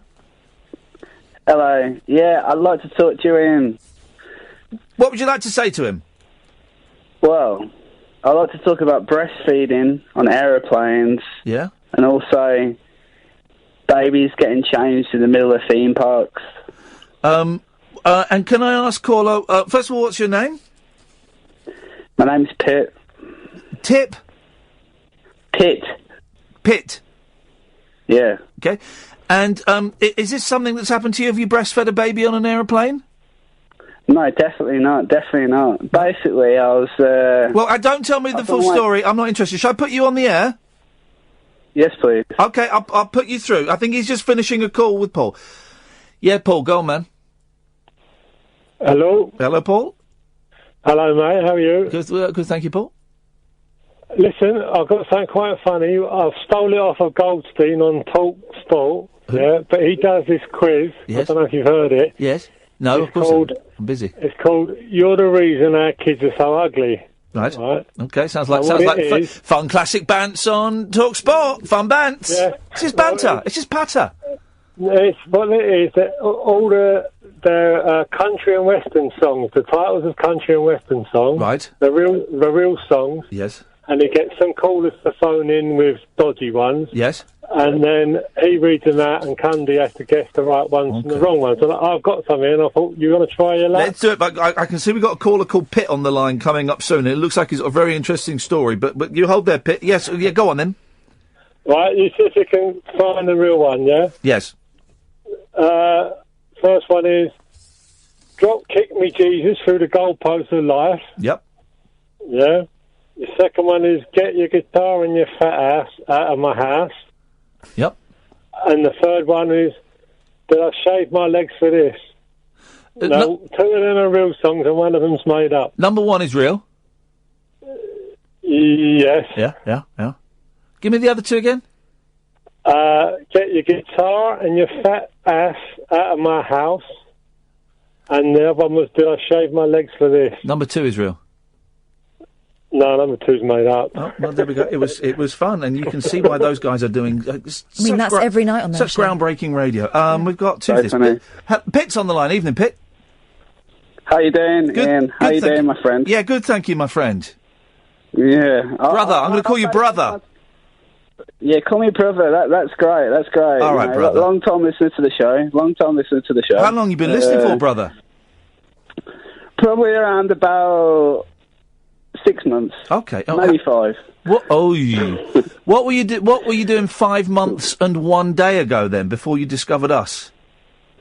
Well, I was, just drugs, mooching around. I was driving down the roads as you do at night time, and I flicked onto talk radio, and I heard your beautiful voice. Well, I thought, yeah, this is the sort of guy I want to, get involved with. You and want to. So, yeah. hang out with me? Well, good for you. Thank you. I do. But more pressing issues, Ian. Yes. I was on my way to Budapest a couple of weeks ago. Yes. For a music festival. Called Siget's Festival, and I was really looking forward to the event because Sabian were playing. Oh God! Anyone good? Rudimental. You know, really good bands. You know, okay. I was really looking forward to it. So I was on a plane. Yes. You know, from London Luton, and I was sitting next to this sort of middle-aged woman, and all of a sudden I was on the plane, and she was with her baby. Baby was running about the plane. You know, absolutely out. Well, the baby was running around the plane. It was running around the plane. Well, it wasn't the baby then, was it? Baby, I don't know if you know this. Babies can't run. Well, I'd say it's around about 8 to 12 months old. 8-month-old babies can't run or stand up. Well, I think they can only just roll over at that stage. Well, I don't know. To me, it was a baby. It was crying. It was screaming. Yeah. In my sort of terms, poor thing. It was a baby. You know. Yeah, poor thing. What would you class it as? An infant, a toddler? Well, was it toddling? Well, it was walking about and it was screaming at a high pitched voice. I can't go by the tone of voice, but it sounds to me. Was it walking about in that funny kind of the legs going up in a funny way and the arms outstretched sort of way? Well, I don't know. That's your classic toddler. That's your classic toddle. That is. It's like a little tittle tattle, That's a toddler. Little tittle tattle down the plane. Little tittle tattle around the plane. That's a toddle. That's a toddler. Classic toddler move. Okay. A classic toddler move. Well, it's just causing all sorts of problems. Like screaming and shouting. Yeah. The stewards were like, what's going on here? The stewards actually said, what's going on here? Surely it was obvious. Bear in mind, Ian, that the mother's just sitting in the plane here, not paying any attention to her. Why? Her baby. Can we stop for a second? Let's stop for a second. We can stop. Let's just stop. Just stop for a second. Let's just take stock. Yeah. You're taking stock. I'm taking stock of this. Yeah. Right. So yeah. I'm still taking. Let me take stock. You take stock. I'm going to take stock. Yeah. Let's do some stock taking. I'm taking stock. I really am. I need to take some stock right now. Can I take some of that? You take some stock. Yes. Brilliant. Everybody take stock. Stock is being taken. Okay. That's very good. Yeah. Yeah. So just imagine that thought. No, hang on. No. I can't imagine that thought. I'm taking stock. Taking stock is taking precedence over taking that thought. Yeah. Yeah. Yeah. Still taking stock. Okay. Haven't stopped taking stock yet, Pete. Still taking stock. Still taking it. I'm a slow stock taker. But meticulous. Oh, God, not one bit of stock gets dropped. Okay, great. The stock's been taken enough now, I think, for you to imagine a scenario on the plane right It is enough stock has been taken for me to enough stock has been taken for me to call bullshine. Well, I'm glad that the bullshine is taken full force. On your story, I'm calling bullshine on your story. You call him bullshine? Well, let me finish my story. No, but why would I let you finish a story that is so clearly bullshine? Well, it's not bullshine. It wasn't. How long did it take you to fly to Budapest? It took me around about 2.5 hours. To fly to Budapest? Actually, no, sorry, it's 3.5 hours. 3.5 hours. Okie dokie, yeah. The mum was not ignoring the toddler. That's not true. No, in my eyes she was. Right, but your eyes are faulty. I suggest you need corrective lenses or that laser therapy, because the mum was not ignoring the toddler. Well, I'll sort of disagree with you on the fact. Well, but you'll continue lying, because that didn't happen. Mums do not ignore kids when it ran all the way down the aisle and was screaming. I'd say it got 2/3 down the aisle, and it was screaming got out of her chair, and then basically collected the baby. Right. So she was paying attention. Well, to a certain point, Ian. Well, no, you said she wasn't paying attention at all, and then you've just said when the toddler got far enough away, the mum went and got it. That's paying attention. That's what you do as a parent. No, but no. I'm sorry, and if your child got out of your lap and started cruising down an aisle on an aeroplane, well, hang on a minute. People get up. You don't want this toddler to get deep vein thrombosis, do you? You're encouraged to get up and walk around. No. Yes, Pitt. That sort of nature. Yes. Where is the origin of your name? My name? Bratislava.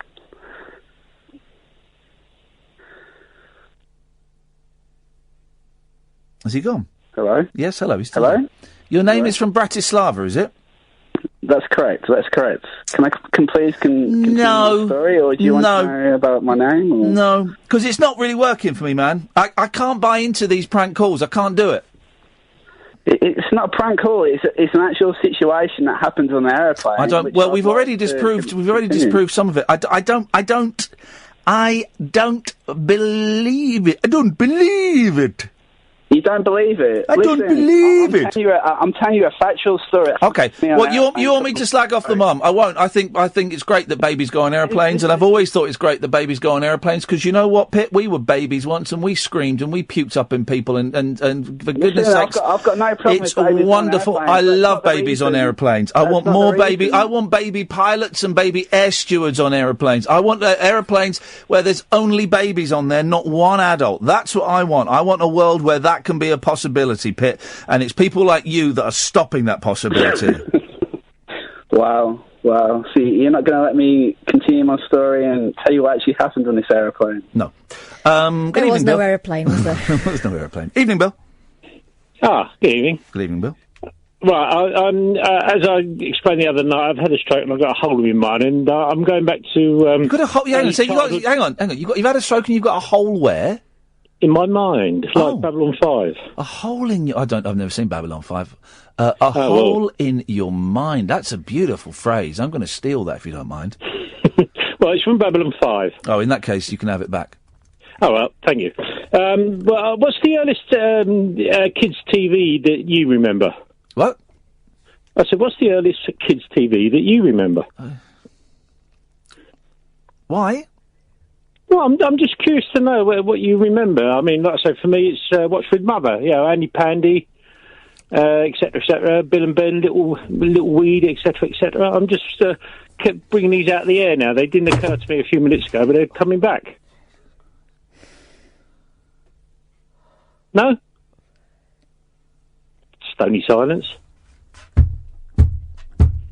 You left the building? There's the sound of a head on a desk. Here's the thing, Bill.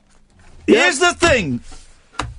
When are they going to bring back hanging for people that fiddle with children? Well, and jihadists. No, I've got no time for paedophiles, I'm afraid. Well, let's bring back hanging then. But only for paedophiles and jihadists. To therapy and drugs, and try and get them, straight before their sentences. Let's chemically castrate them and then hang them. If they fiddle with kids, we should hang the buggers. No, I don't believe in corporal punishment. You are joking. What about if they kill a police officer? I do believe in life sentences, etc., and but then you're putting them with each other, and their perverse fantasies will grow even more perverse in prison. We can't feed that stuff. Why should we spend? Do you know it's more expensive to keep a nonce in prison than it is to send a child to Eton? Right? Why should my tax money? Don't send nonces to Eton. That will make things even worse. That's like sending them to Butlins. This goes without, I have trouble with my worms, you know what I mean? That's absolutely fine. Right worm. We should legalise cannabis. I'm not against that or whatever, such in small amounts. Yeah, legalise it. Free the weed. Yeah, free the weed or whatever, such, but it's the people who grow it or whatever the police are after. You don't get wagon wheels anymore. You do. I was eating one the other day. Where did you get... Right, get me a pen and paper and a map. Where did you get a wagon wheel from? I mean, I saw it. I thought, I remember that from my childhood or whatever. So Yes! I tried one. It was raspberry flavoured with that sort of marshmallow bit, and it was covered in chocolate. Are they smaller than they used to be? I think they are, but then again, I was smaller at the time, you see, so maybe they were the same size, but... Texan bars. Smaller. Texan bars. Texan bars, I've never heard of those or whatever, so it's blackjacks, Can't call them blackjacks anymore. You've got to call them jacks of a different ethnic origin. It's political correctness gone mad. It's very dark jacks in. Thank you very much indeed, Bill. 0344 499 1000. I'm going to give up. The radio show where the owls are not what they seem. Do you or have you ever watched Twin Peaks? The Late Night Alternative with Iain Lee. We could be dreaming and meeting each other in our dreams. On Talk Radio. Oh, God, that is my least favourite of all the new jingles. That made me shudder, and not in a good way. That is dirty-gerty. We'll take calls straight to air till 1 o'clock. 0344 499 1000 is the telephone number if you want to give us a call. The reason for that is I find the lazier it will. We're struggling to get calls and struggling to get a vibe tonight, and that's fine. The Jeremy Vine interview was a diamond amongst the dog shit. Got to stop swearing on the show from Monday.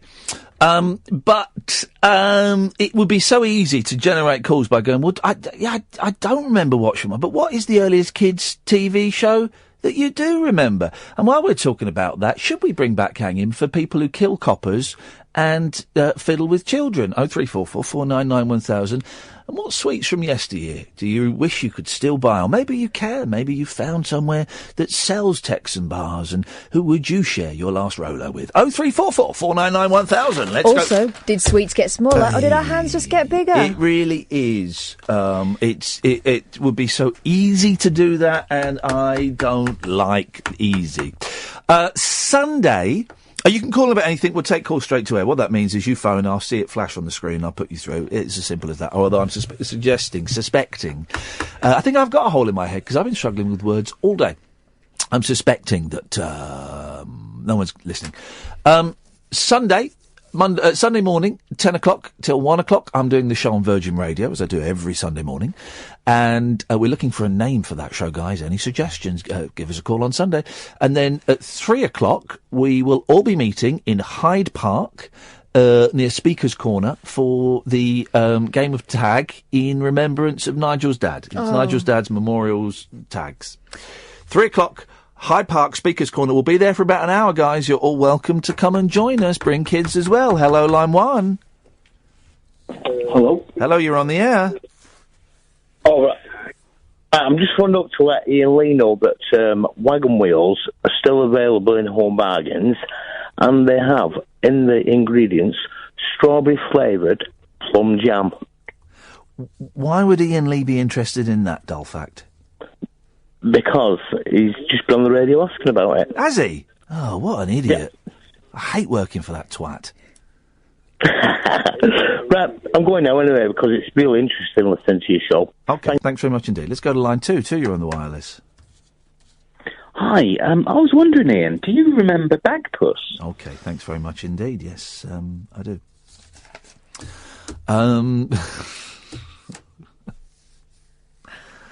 So, playing tag on Sunday at 3 o'clock. Everybody's welcome. Dan's going to come and film it, which will be nice. Daniel Rain, it'll be nice to see him. Not seen him in a while. He's a very clever man. So that is wonderful. Oh, people are... Oh, God. Kira's tweeted, I wish they would bring back Toffos. Actually, they were good. They were nice. It used to be like a banana one, wasn't they? Yeah. Tomorrow, just while Jeremy Vine was on, Catherine and I took a trip up to the roof of the building because you've not seen it before, so we're going to have fireworks. I've got a suspicious wet patch on my sleeve now, and I don't know why. It wasn't me. I'm not suggesting it was. Wasn't me. And some of you would have seen that on Periscope. We went up on the roof, then we came down and we watched Dragon's Den, and because I cannot bear to listen to me on the radio. I find it absolute torture. How do you listen to me on the radio, line 1? Hello? Because I find it torturous. Torturous? Yeah. Why? I just find me awful. How come this is a different line? Because you're phoning tomorrow's show. Tomorrow's show? Let's go to line 2. 2, you're on the wireless. Hello, line 2. Hello. Hello. Hello. Yes? Goodbye. I don't know. It's over so soon. But then I realised I've got the kids tomorrow, and I've not taken them to see any plays this summer holiday. We like going to see plays. I really I enjoy the live theatre, and I think it's important for kids to go and see live theatre because, you know, we go and see loads of movies and stuff like that. But, yes, line 2. Would you like a Jujon? Would you like it bad? Like, in the next couple of minutes? Yeah. Then call me. Jujon John, owner of Jujon John, delicious golden Jujon delivery. I am 100% Jujon man. Loads of people have mentioned this Jujon John. He's on Fiverr, this website that we've discovered. And I had no idea who Jujon John is, but that was him. Oh. So I haven't taken them to see a play this summer holiday, so I booked tickets for the final performance tomorrow at midday, London's Garrick Theatre, of The Horrible Histories. I'm assuming it'd be the cast from the TV programme in it, like Farnaby and stuff. They're too big now, aren't they? No, is it not? It'll be the sub-team. Oh, no. I may be wrong. Oh, well, but still it'll be good. You know, the boys love Horrible Histories. Thanks very much for putting us on to that. Oh, I love it. Yes, we'll go and see that. And then we'll go to, like, Ed's Diner and get a burger or something. That's what we'll do. So that's that. It's fun times. Yeah. And for the kids, it's the journey in and out as well that's exciting. Yes, it is, Catherine. It really is. Hello, line 1. You're on the wireless. Hello, how you doing? I'm all right. Yeah, you don't sound very happy today, but never mind. Do you know what? I was in the library the other day, and I found a leaflet what talked about mental health, and it said about learning and going to train as a comedian. So I'm going to try and give that a go. Good for you. And come back. Does it say who's taking the course? It doesn't, no. Okay. Well, that sounds like something to do. I don't know if doing stand-up comedy is good for your mental health. Yeah. Because you're standing in front of people, begging them to like you, and if they don't, you feel dejected and suicidal. If they don't laugh, what happens? What happens if they don't laugh? You go home and you want to kill yourself, and that's not an exaggeration. Also, let's look at the profile of your average stand-up comedian. They're generally quite dark souls, aren't they? Yeah. But anyway, good luck with that. Hope it works for you. Line 3, you're on the wireless. Holy Jack-a-moley, it's Chuck Winkle. Oh, Chuck Winkle? Yes. The American correspondent? American war correspondent, yes. You haven't got any breaking news for us, have you? I got a little bit of breaking news. Oh, actually. hang on a second, let me get we weren't expecting this. Wow, this is Chuck Winkle, American war correspondent with some breaking news. Hang on, here we go. Breaking news. Oh, hang on a minute, Chuck. With some breaking news. Where you go, Chuck? It's apparently Kim Jong-un has fired a missile just gone over Japan. Another one? What do you mean? Well, he did one about 4 or 5 days ago. Has he done another one since? That one was on the news, all over the news. Has he done another one? I might have only just got the news of that one through, actually. Well, what's the latest on that story then, Chuck? I was actually going to report on that missile, but I suppose they're very hostile. The tensions are mounting up in the higher, and Vladimir Putin's of Russia hang about, as I said. Oh, no. Have you been drinking, Chuck? No, I have not. Vladimir Putin says putting pressure on North Korea is a dead-end road. Well, that's great. That's great breaking news, Chuck. Thank you. The radio, cowboys. Okay, I've just have a break. The wild man of late night radio. The Late Night Alternative with Iain Lee on Talk Radio. We have ways of making you talk. It's nights like this. I do wonder if I'm in the wrong. If I'm in the wrong profession.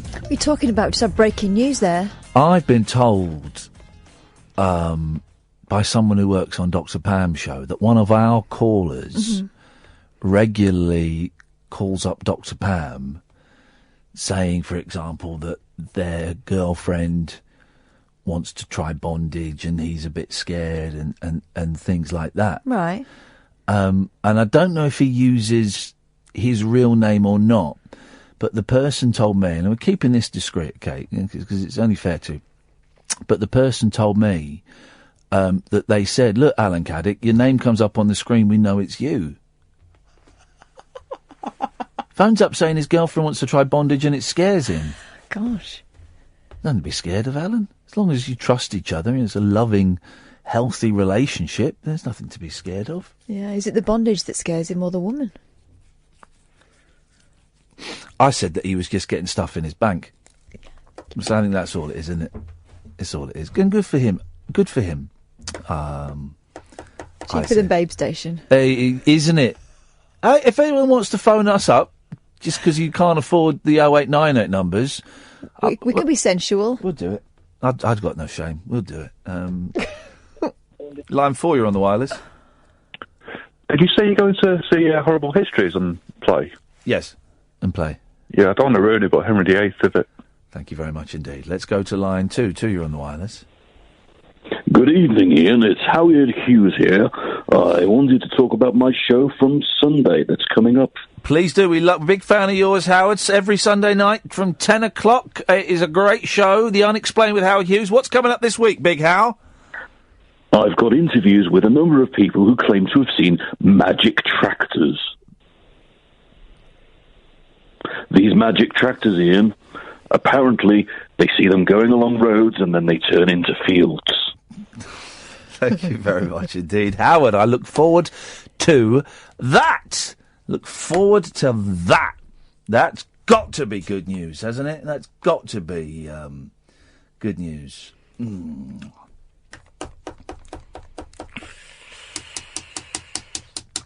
Mm. I really am. I've got nothing.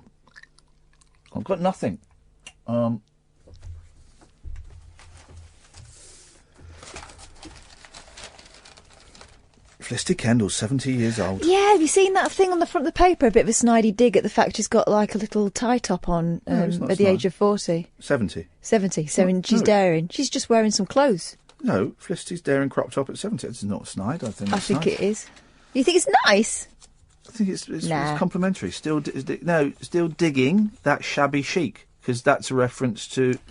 to what she did in the 70s. Yeah. Get it now. Because the good life. Here we go. Here's a story. The newspaper. How we spend 2 weeks a year at work grumbling. Is that all? I spend 2 years a year at work grumbling. Miserable cat. Yeah. From computer problems to meetings about meetings, office workers have a lot to grumble about, don't they, line 1? Hello, Ian. It's Tom. Hello, Tom. See him. How you doing? Yeah. Okay, cool. So 2 points. First one, I just listened to your Jeff Lloyd podcast. Very interesting, very good. And just reflecting on the thought of podcasters sort of changing the landscape of things a little bit. Yes. Basically, I won't say they saved my life, a bit dramatic, but they certainly have changed it massively. Go on. Basically, I wasn't very well, was very overweight, and decided I needed to do something. So discovered podcasts just by chance by listening to radio, and wanted to know whether you wanted to know what podcast I walked to and managed to lose 6 stone in 1 year. You wanted to know whether I wanted to know what podcast you walked to. Yeah, sure, why not? Go on. Go on, I'll try and do it in 60 seconds. So, in order that I discovered them, started with Danny Baker, then Frank Skinner, Desert Island Discs, Rod Gilbert, The Bugle, Cole Donnelly and Chris Martin, Greg Proops, Richard Herring, Answer Me This, Bill Burr, Comedy of the Week, Comedians Podcast, Stuart Goldsmith, Infinite Monkey Cage, Vitriola Music, Ellis James, John Robbins, Adam Buxton Podcast, Stuff You Should Know, Distraction Pieces with Scroobius Pip, Serial, Making a Murderer, Alan Davis As Yet Untitled, Joey Diaz, Joe Rogan, Unexplained, This American Life, Ian Lee, Jason Manford, Witness, Andy Parsons, Angelos and Barry, Criminal, The Rabbit Hole, Atletico Mints, The Rabbit Hole, Hip Hop Saved My Life, The Rabbit Hole, Monkey Tennis, Sophie Hagen. How far are you walking, man? Well, I'm not as active as I was, but I was walking 2 hours a day. Oh, good for you. I gave up TV, and I don't listen to live radio other than your good self. Wow. Well, I feel genuinely, it's not me being sarcastic. I feel honoured that you're listening to me, and also that we pop up in that list of some of the greats. But 2 hours a day. Have you got a dog or anything, or are you just going out walking? I have got a dog, but I didn't get a big enough one, so I have to leave him behind for half of the. I wear him out. I need to do because what I'm doing is I'm at the moment, although it's going to get tricky from next week. I've been taking my dog out. She's only a little one. I've been taking her out for sort of 35, 40-minute walks twice a day if I can. But I walk fast. It's not a stroll. It's a brisk walk. Yeah, it does make you, and also it means that other people don't stop you to talk about dogs and weather and stuff like that. So if you keep headphones in and keep your head down and go fast. Oh, I do. Here's what I've started doing. I've got the headphones in, right? But when I see people are close enough for conversation, I just pull their headphones, have my hand in the pocket and pull it out of the iPad or the iPhone or the whatever it is. What do they call it? iPod. Thank you very much indeed. Pull it out of that, just so if they say something to me that isn't just hello, I can engage. Yeah. And then I put it back in. I do take one out just because I don't want to be incredibly rude, but I will say hello at pace as I'm walking past. Yeah, it's good for you. And it worked. Doing this walking work, did it? Because I'm still trying to lose a bit of weight. And I've gone. I mean, at my biggest, I think I was about 16.4, and then I was hovering around 15.7. I'm kind of hovering around 15 now. And part of it's chemical because these pills I'm on. But I've cut my food right back. You know, all I'm eating in the day is like an omelette and some spinach. But the walking really helped, did it? Walking and obviously eating. Now, what happened for me is I split up with my son's mother and got a little bit depressed, overeating, over drinking. That'll do it. Then I got ill. Got Guillain-Barré syndrome. Really? So that was that.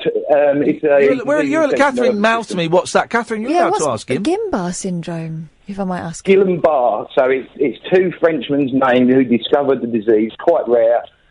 Basically started with pins and needles and ascended through my body. It paralysed me, stuck me into hospital for a month. Oh God! And then once I was back out, I was on the sofa for 6 months and got back in the habit of eating and drinking and managed to get myself up to a hefty 19.5 stone. Flipping it! How tall are you, man? 6 foot. Oi, big boy! Yeah, big boy. So I decided I'd had enough, and the point a year and a half after I got diagnosed and I was able to walk without sticks and stuff. So I just decided that I was going to listen to the football instead of watching it, because that's all I really watched on telly. Yeah. And then I discovered what podcasts were about, and then I was away. Then I gave up meat, so I couldn't have all my normal snacks. And then I gave up dairy because I was eating a hell of a lot of cheese. And then I lost, I put it all on a spreadsheet because that's how my sad little brain works. Yeah. And lost 7 stone in 11 months. That's amazing. Bloody hell. Well, Tom, I can't give up. Well, I've cut back on dairy a lot, and I've cut back on meat a lot, and I'm really sort of only eating chicken at the moment.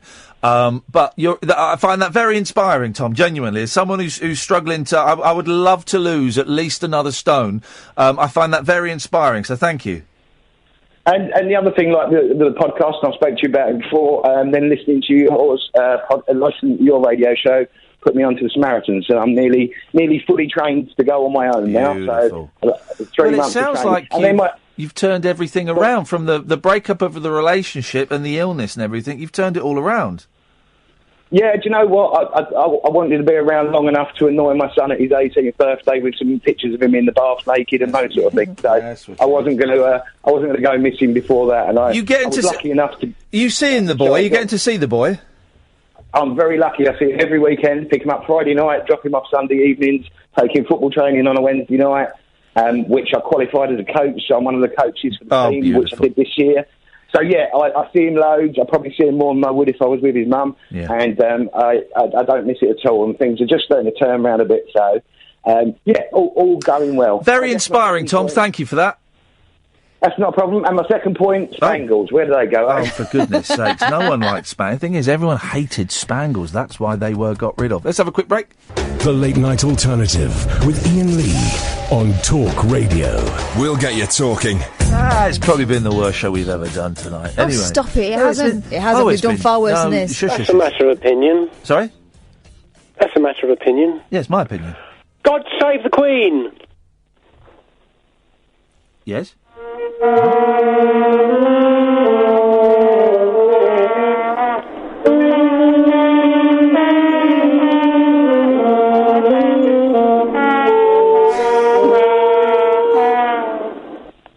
Thank you very much. You know what that was? No? The Libyan army. Oh, God. Playing for Boris Johnson. Line 2's just dropped off. Was it really? Yeah. Well, those Libyans. But the amount... Oh, yes, line 1. Whatever happened to white dog shit? Thank you very much indeed. From computer problems to meetings about meetings, office workers have a lot to grumble about. But the amount we complain about things like pointless emails and noisy people would give us cause to moan some more. But the amount we complain about things like pointless emails and noisy people will give us cause to moan some more. For the average worker, waste 2 weeks a year complaining. I wouldn't say it was a waste. I'd say it's time well spent. To workmates, and 1 in 20 will start moaning the minute they step foot in the office. Another 15% admitted they whinge all day long. Hello there, that's me. That's me you're describing. Researchers also found 2/3 are most likely to grumble to workmates, and we've done it. Another 15% admitted that. 7 in 10 said they often feel irritable at work. This is, I mean, what people? You're telling me some people don't feel irritable at work? 3 in 10 don't ever feel it. Jesus, they're drunk. A further quarter said their day is affected by whether or not the boss is going to be in. Well, we'll either work very, very early or very, very late, and then you miss the boss. It's wonderful. Other issues that drive staff mad are commuting, people pulling sickies, and colleagues who loudly complain about how busy they are. Common gripes, which generally take up 20 minutes of the working day, include junk mail, being copied into emails that are of no concern. Oh, God, yeah. And someone stealing a favourite mug. The study... This is a very strange group. I'm going to take this call just because a couple of the names and numbers have not matched up on it today, so I just want to... Hello? No, that one was accurate. You could tell by the throaty breathing in. That one was accurate. Hello?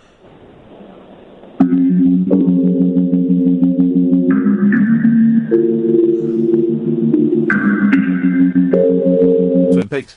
Mm. The study by the Society for the Protection of Animals Abroad. What the hell are they doing with workplace bants? Spanner. No. Society for the Protection of Animals Abroad. Spanner. Which treats working animals in developing countries... I mean, this research is a reach, isn't it? Why have they done this? Found that getting a phone call when you're about to leave is the biggest complaint, which treats working animals. Maybe it's so you compare it with like a drugs mule, which is getting its anus stuffed full of cocaine every night, and you go. Is that what a drugs mule is? Yeah. I would guess so, I don't know. And then you go, oh, well, at least I'm not getting drugs shoved up my bum every night. Exactly, take that call. So you got to, yeah. I've seen that's what drugs mule is, I don't know. They seem to execute a lot of them over in Thailand. Others include what the traffic is like. Additionally, staff cannot stand it when someone stinks out the office with food. Oh, I thought I was going to say something else. Well, no. Or drops their guts and doesn't claim ownership. Flippin' heck. I think you might have made half of that up.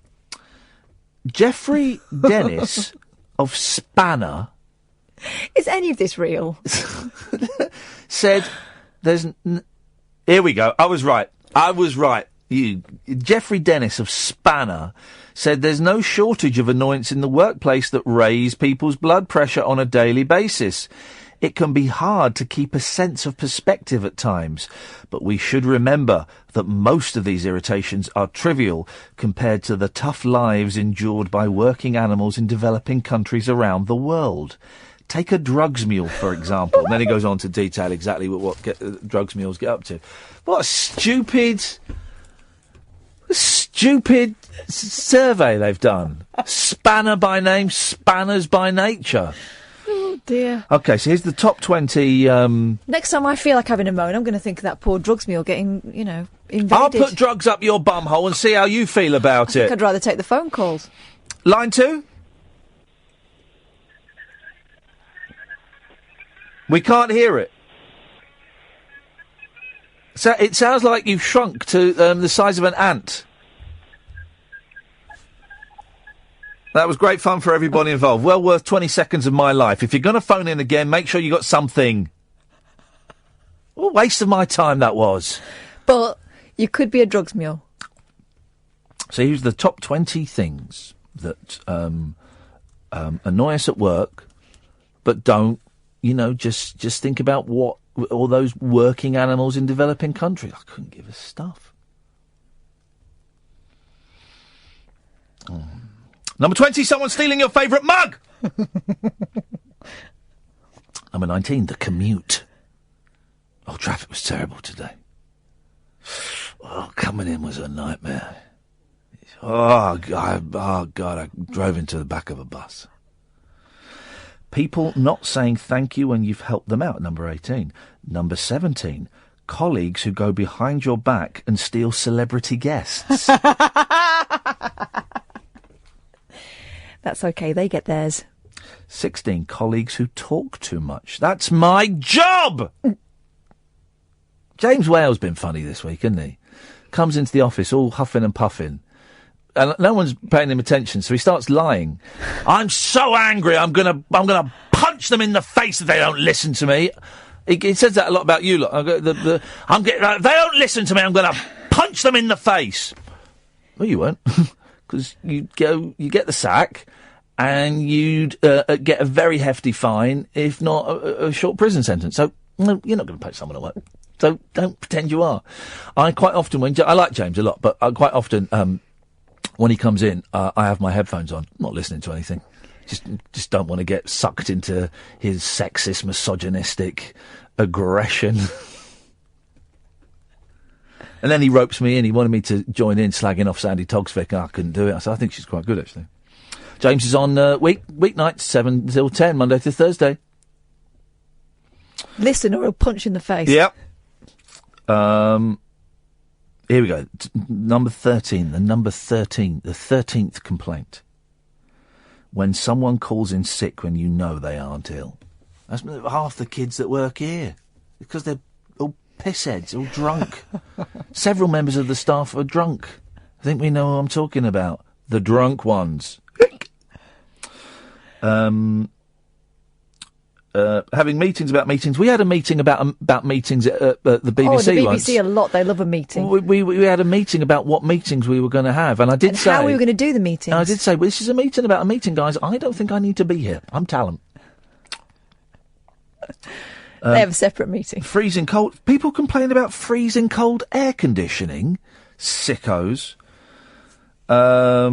when someone uses your desk when you're away. 6, printers jamming. 5, computers crashing. 4, no air conditioning. And then number 3, well, this is number 4 and number 9 together. Temperature being too low or too high. The number 2 complaint that people have about working, computers being slow, bring your own. And this is on this bombshell, this is the number 1 complaint that people have about working in the workplace. And I've had this. Number 1, colleagues taking a shit on your desk. What? I told you it was not me.